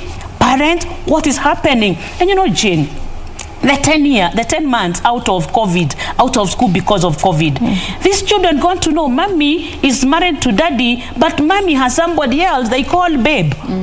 So they have a lot of things, and those things, they have to come out. So we must make sure that we encourage them to talk. I normally call it a hot talk, where we are very honest, where we are very open and very truthful with them. We drill down so that we can salvage them. All right. Now, let me come to you, Mercy. Do you think we misunderstand our children? Well, as parents, as guardians? Well, Catherine has said so many things, and she's mentioned about that time children were home and they were seeing so much, and we usually think they don't understand. On Saturday, I happened to be in a training, and our facilitator shared a very good insight about how, as a leader, parents are leaders. How do children learn? And he talked about a man who had so many monkeys, and he had a cook. So he had to go for some time. This cook was limping. So when he went for like 3 months, when he came back, all the monkeys were limping. And he asked the cook, what is happening? What did you do to my monkeys? And the cook said, I didn't do anything, boss. Monkey say, monkey do. So this is it. Children have been observing what we are doing. Children have been watching these things. We have left them to the social media, to the television. They are learning. And at that time, Catherine has mentioned something, that mommy has someone at the side. Daddy has this. That time, we didn't know our children, they didn't know us. They got to know so much. And they also were able to interact so much with the other children, so they got to know so many things. And she has also mentioned about this is the time they are knowing so many things and learning. So imagine you have gotten a lot of information from all over and you want to try it at the same time. Remember, they usually say the teenage is it's a crisis age. It is not. I wouldn't call it crisis. It is a season of growth that is so different from any other time. This is when they're experiencing body changes. They're experiencing, even some of them have never been away from home. It's crucial more than exactly. critical. Now they are in the boarding schools. They've never been away from home. That is their first freedom. Yeah, yeah. So maybe I could say a few things so that we don't look like we're misunderstanding our teens. First of all, like now children are coming home. And actually, I'm told we have to bring the conversation to a close. So maybe you could give us the recommendations when it comes to looking at this crucial, we won't call it critical or a crisis stage, crucial time period in their development. What are your recommendations? Well, thank you so much. I look at it like this. Right now they are coming home and we have seen what has been happening. What is the right thing to do? this is for me. I would urge parents. This is not the time when they come home. The first thing you do is ask for their I even start asking, where have you been burning schools? Where are even your results or something? I would tell them, first, show love. Let know how they have been, be with them. Let them know they're important than anything else that has been happening. Okay. Yeah, number two, create now time to be with them. And sometimes they look like they're rebelling. If you say like they're going away, it is you to bring them closer, but don't force it. Maybe what you can do is cook a meal with them, get into their time. Sometimes I see like they love watching movies. Watch a movie with them so that they see you are interested with what we are doing. It's not always the other way. Yeah. The other thing is take care of yourself.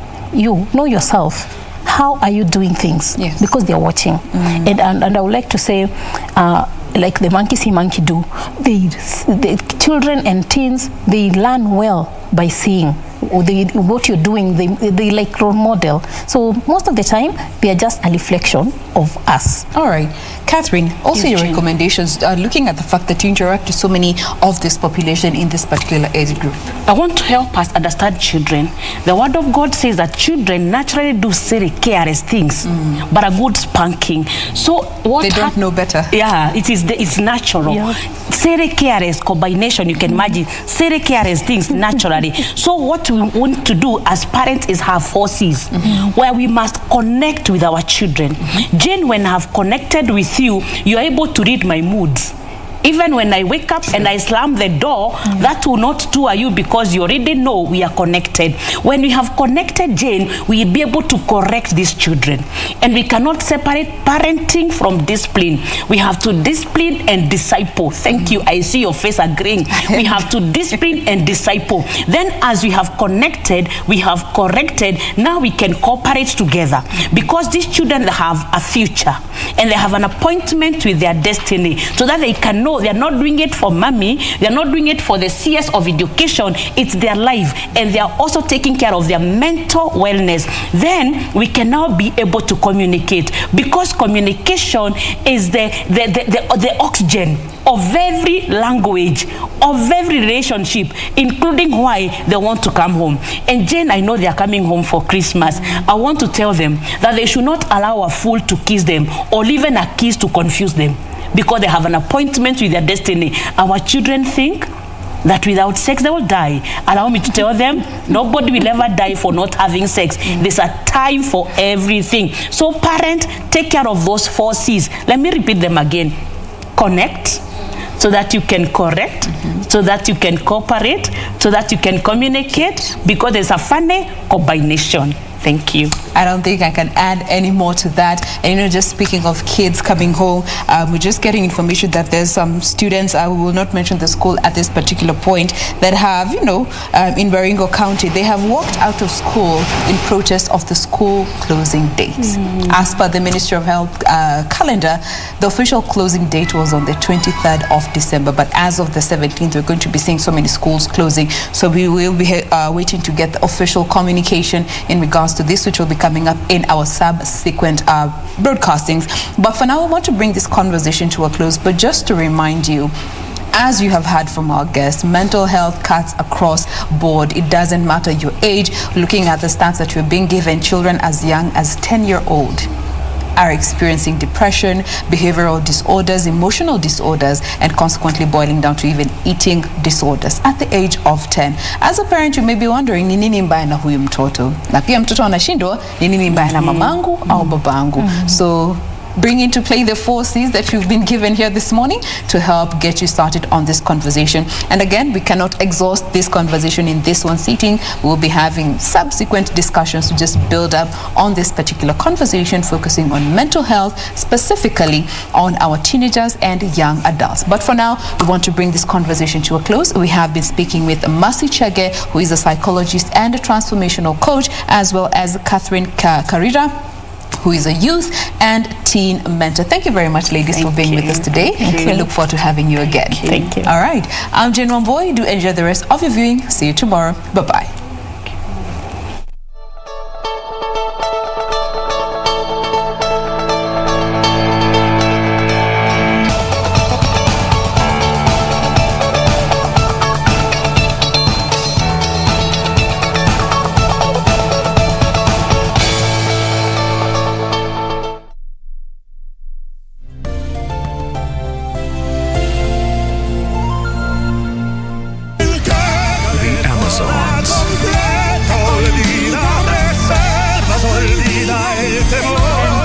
things the right way, so that I can offer the man I love the love of my life. What's going on? Is it something serious? Alejandro! The boss called and he ordered me to move all of your stuff to another bedroom, madam. What? I know the truth. I feel it. Since the first time I saw Alejandro in front of me, I felt it. What in the world are my daughters doing here? The Amazons.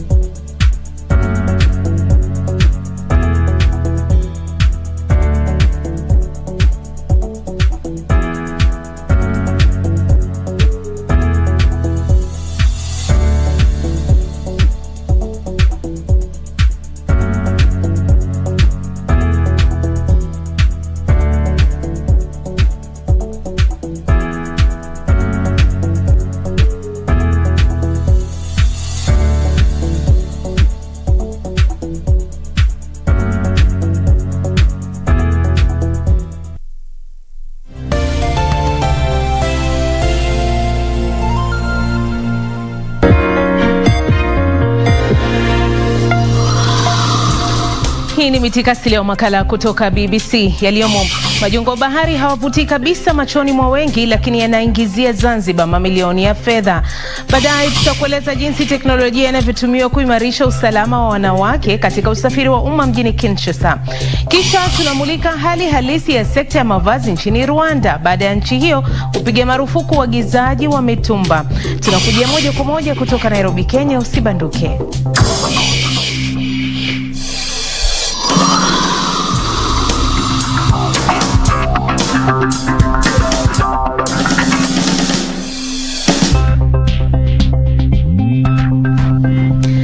Karibu katika habari za biashara zinazo kuhusu uchambuzi wa kina na mahojiano. Jina langu ni Hamida Abubakar.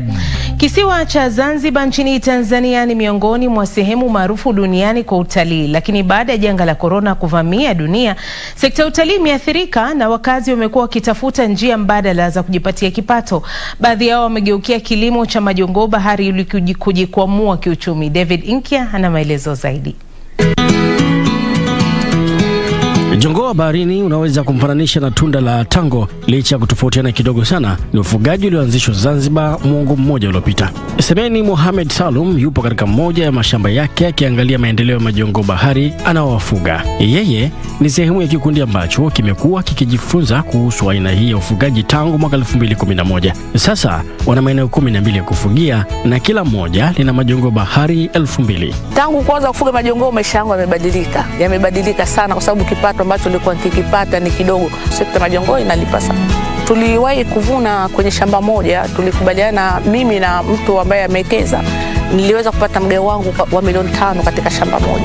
Tuambie ni changamoto gani kubwa ambayo unakumbana nayo katika kufanya shughuli hii ya ufugaji wa majongoo bahari? Ufugaji wa jongoo na mazao mengine ya baharini kuna tofauti kubwa. Jongoo uzuri wake humlishi ukimfuga, tofauti na samaki au kaa na vitu vingine. Lakini utofauti kubwa, jongoo unatakiwa uwe na subra, kwa sababu ili upate jongoo mzuri basi asipungue mwaka mmoja. Tofauti samaki miezi 6, kaa miezi 3. Jongoo anafugika vizuri, anakuwa vizuri, lakini wizi ndio tatizo. Wizi na vifaa bora vya ufugaji, kwa sababu tunatumia nyavu hizi za kinyavu, tunatumia hizi ni hazipenyeshi maji vizuri, nyavu ambazo za sio oriji yake kwa kufugia jongoo. Kwa hiyo kidogo zinatupa tabu, lakini tunatumia. Licha ya kwamba majongoo bahari hupatikana katika sehemu mbalimbali za bahari hapa Zanzibar, lakini idadi yake imekuwa ikipungua kila kukicha kutokana na uhitaji mkubwa wa watu, lakini pia mabadiliko ya tabia nchi. Majongoo bahari hawa wana soko kubwa katika nchi zilizopo bara la Asia kama vile China. Ni chakula muhimu kwa baadhi ya watu, huku wengine wakitumia kama dawa. Uzalishaji wa majongoo baharini Zanzibar umekuwa ukipungua katika miaka michache iliyopita. Kwa mujibu wa Wizara ya Uchumi na Uvuvi Zanzibar, mwaka 2019 kisiwa hicho kilizalisha tani 30.58, lakini idadi hiyo ilipungua kufikia tani 5.53 mwaka 2020. Taasisi kadhaa ikiwemo inayohusiana na viumbe wa baharini iliyopo chini ya serikali imekuwa ikifanya jitihada za makusudi kuinua sekta hii. Kwa hapa sisi kwenye kituo chetu tunakuwa wanakuzwa kwa muda wa mwezi mmoja. Wakishakuzwa kwa muda wa mwezi mmoja inabidi waende nasar. Kwa hivyo nasar inabidi iwe kule kule kwenye bahari. Kwa hiyo tunapeleka kwenye uzio maalumu, wanakaa pia kwa mwezi mmoja kwenye nasar, baadaye wanapelekwa kwenye mashamba ya wakulima ambapo hapo wataka kwa muda wa miezi 6 mpaka kuvunwa. Kwa hivyo basi ni kwa namna gani sekta hii inaweza kustawi na kulingana na sekta nyingine za kiuchumi hapa Zanzibar kama utalii, uvuvi na nyinginezo? Nipo hapa kukutana na waziri wa uchumi wa bluu kufahamu hili na mengine mengi zaidi.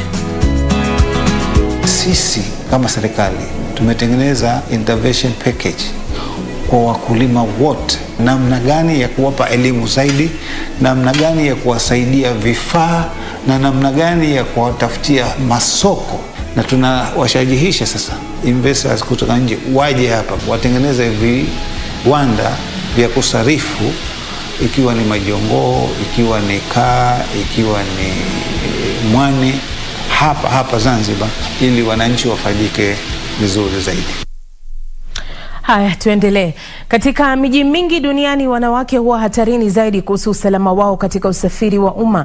Mjini Kinshasa katika Jamhuri ya Kidemokrasia ya Kongo watu hupenda sana kutumia teksi, lakini hii ni njia moja iliyo ya hatari sana. Victoria Rubadiri anatuelezea jinsi wanawake wawili walivyotumia njia ya teknolojia kutatua tatizo hilo. Kinshasa ni moja ya majiji makubwa barani Afrika. Liko katika ukingo wa mto Kongo. Inakisiwa kwamba lina watu milioni 15. Kila mtu yumo mbioni, lakini mfumo wa usafiri hauwezi kumudu. Ikiwa huna gari yako mwenyewe, njia pekee ya usafiri ni kutumia teksi hizi. Lakini wakati wa usiku kuna hatari ya kutekwa nyara. Hili hutokea hapa mara 5 kwa wiki. Njia hii ndio mara nyingi hufanya harakati zao. Sara alichukuliwa wakati akienda nyumbani akitoka kazini. Mtu alikuja kutoka nyuma ya gari na kunikamata na kusema, tulia ama utakufa. Lakini sio kila utakaji nyara huishia baada ya kulipwa fidia. Walichukua mfuko kama hivi na kuondoka. Mara nyingine abiria huporwa kila kitu na kuachwa katika maeneo hatari ya mji. Baada ya kuamua wasimuue, watekaji nyara walimuacha Sara hapa. Hii ni mara ya kwanza Sara kurejea hapa wakati wa usiku. Sipendi kabisa sehemu hii. Hunikumbusha yale yalitokea usiku ule. Siwezi kabisa kusahau kila ninapokuwa ndani ya teksi au basi na nikiona dereva anapinda kuingia sehemu hii, ghafla hunijia yale yaliyotokea usiku ule.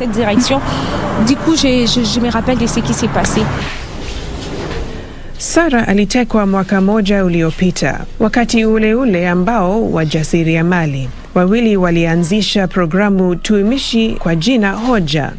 Ina maelezo ya madereva na magari yao. Tuliposikia watu wanatekwa nyara, hata mmoja ya binamu yangu alitekwa nyara kwenye teksi. Nikasema, sawa, nina kazi sasa. Tutapataje ufumbuzi na kuleta usafiri wenye usalama unaoaminika na watu wataweza kuumudu? Lakini kwa vile sio kila mtu ana simu za mkononi, kundi hili lazima litafute njia mbadala.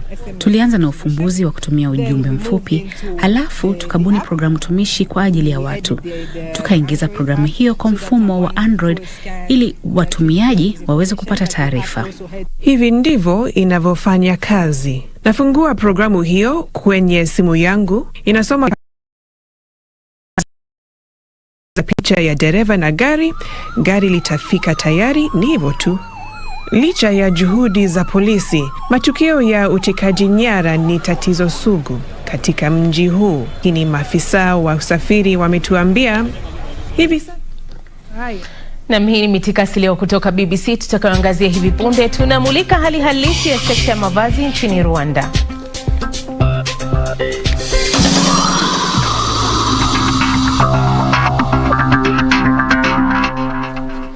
Karibu tena. Rwanda ilipiga marufuku uagizaji wa mitumba mwaka 2018. Marufuku hiyo ililenga kuimarisha sekta ya mavazi nchini humo.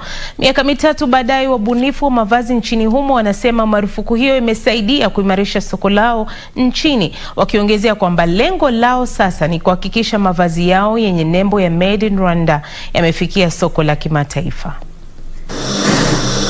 Ndani ya chumba hiki cha wastani jijini Kigali, Rwanda, ndipo Matthew Rugamba anafanikisha ndoto yake ya kuwa mbunifu wa mavazi anayetambulika kimataifa. Anashona mavazi ya mitindo ya Kiafrika, lakini zaidi taifa lake la Rwanda, ambapo anahakikisha kuwa ubunifu wake unatambulika wazi kuwa una asili ya Rwanda. Jambo la kufurahisha katika mitindo ni kuwa unaweza kuweka mambo kadhaa pamoja. Kuna suala la wabunifu kujituma, lakini pia kuna serikali ambayo inawajibika. Kila mtu sasa anazungumzia masuala ya Made in Rwanda na pia kuhusu fursa ya kibiashara inayojitokeza. Kigali huenda ikawa haijafikia viwango vya jiji la Lagos, Nigeria, ambao kwa sasa unatambulika kuwa ndio makao makuu ya sanaa ya mitindo ya mavazi ya Afrika. Lakini baadhi wanahoji kuwa hatua zinazochukuliwa nchini humo zitachangia kuimarisha sekta hiyo. Mwaka 2016, serikali ya Rwanda ilipandisha kodi ya mitumba inayoingizwa nchini kutoka mataifa ya magharibi, na miaka miwili baadaye nguo hizo zikapigwa marufuku. Wabunifu mavazi kama Jocelyn Umutoniwase, mwanzilishi wa Rwanda Clothing, wanaruhusiwa kununua vitambaa bila kulipa kodi, na sheria hizi ndizo wanasema zimesaidia kuimarisha sekta ya mavazi Rwanda. Baada ya kupewa fursa na serikali kuwekwa mstari wa mbele kuonyesha uwezo wetu, tulianza sasa kuipa tathmini utamaduni wetu muundo tofauti, na pia kuangalia vitu mbalimbali ambavyo vinatutofautisha na mataifa mengine ya Afrika Mashariki. Tumeona namna watu wanavyoanza pole pole kubadili mawazo na kuanza kujivunia kuvalia mavazi ya humu chini. Nadhani tumeona mafanikio makubwa pale kwa upande mmoja kodi ya juu ilitangazwa na upande mwingine ikaondolewa, na ndipo tumefikia hapa watu kujivunia kuvalia mavazi ya nyumbani. Mishono yao inapendwa sana nchini, kuanzia kwa viongozi wa nchi. Lakini vile katika miaka ya hivi karibuni, wabunifu kama Rugamba wamefanikiwa kuwa na mavazi yao yakivaliwa na baadhi ya watu mashuhuri hata nje ya nchi. Na huu wanasema ndio mwanzo tu. Lengo ni kubadilisha mawazo ya dunia kuhusu Rwanda kama taifa linalohusishwa tu na mauaji ya kimbari, na kufanya kutambulika kama taifa la mitindo na mavazi yanayokubalika. Esther Kahumbi, BBC. Na sasa hiki hapa ni kitu cha kutafakari. Akili ndogo za binadamu ambazo zinakuzwa katika maabara. Wanasayansi wa vyuo vikuu nchini Uingereza wanazitumia akili hizi za kuundwa ili kufanya utafiti wa magonjwa mawili ya akili. Humphrey Mgonja anaarifu.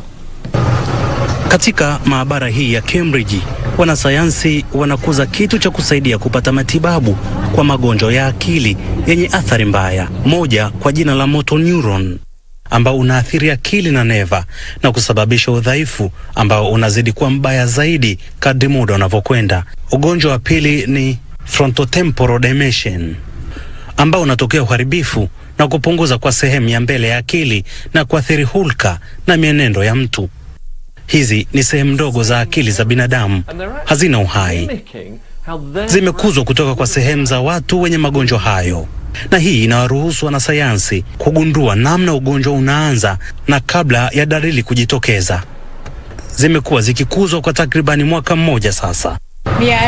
Kuziacha zikue kwa muda huo wote ni kwa sababu inaruhusu seli kukomaa kwa muda mrefu, na unaweza kuona wakati ugonjwa unapoanza kujitokeza. Viungo vidogo pia vinaweza kutumika kufanya majaribio ya dawa tofauti, kupunguza haja ya majaribio kwa wanyama au binadamu. Na kwa sababu wanatumia seli binafsi, huenda siku moja zikawapa ujuzi wanasayansi kutambua dawa gani bora kwa mtu binafsi. Mwisho wa Mitikasi leo kutoka BBC. Naitwa Hamida Abubakar. Kwaheri.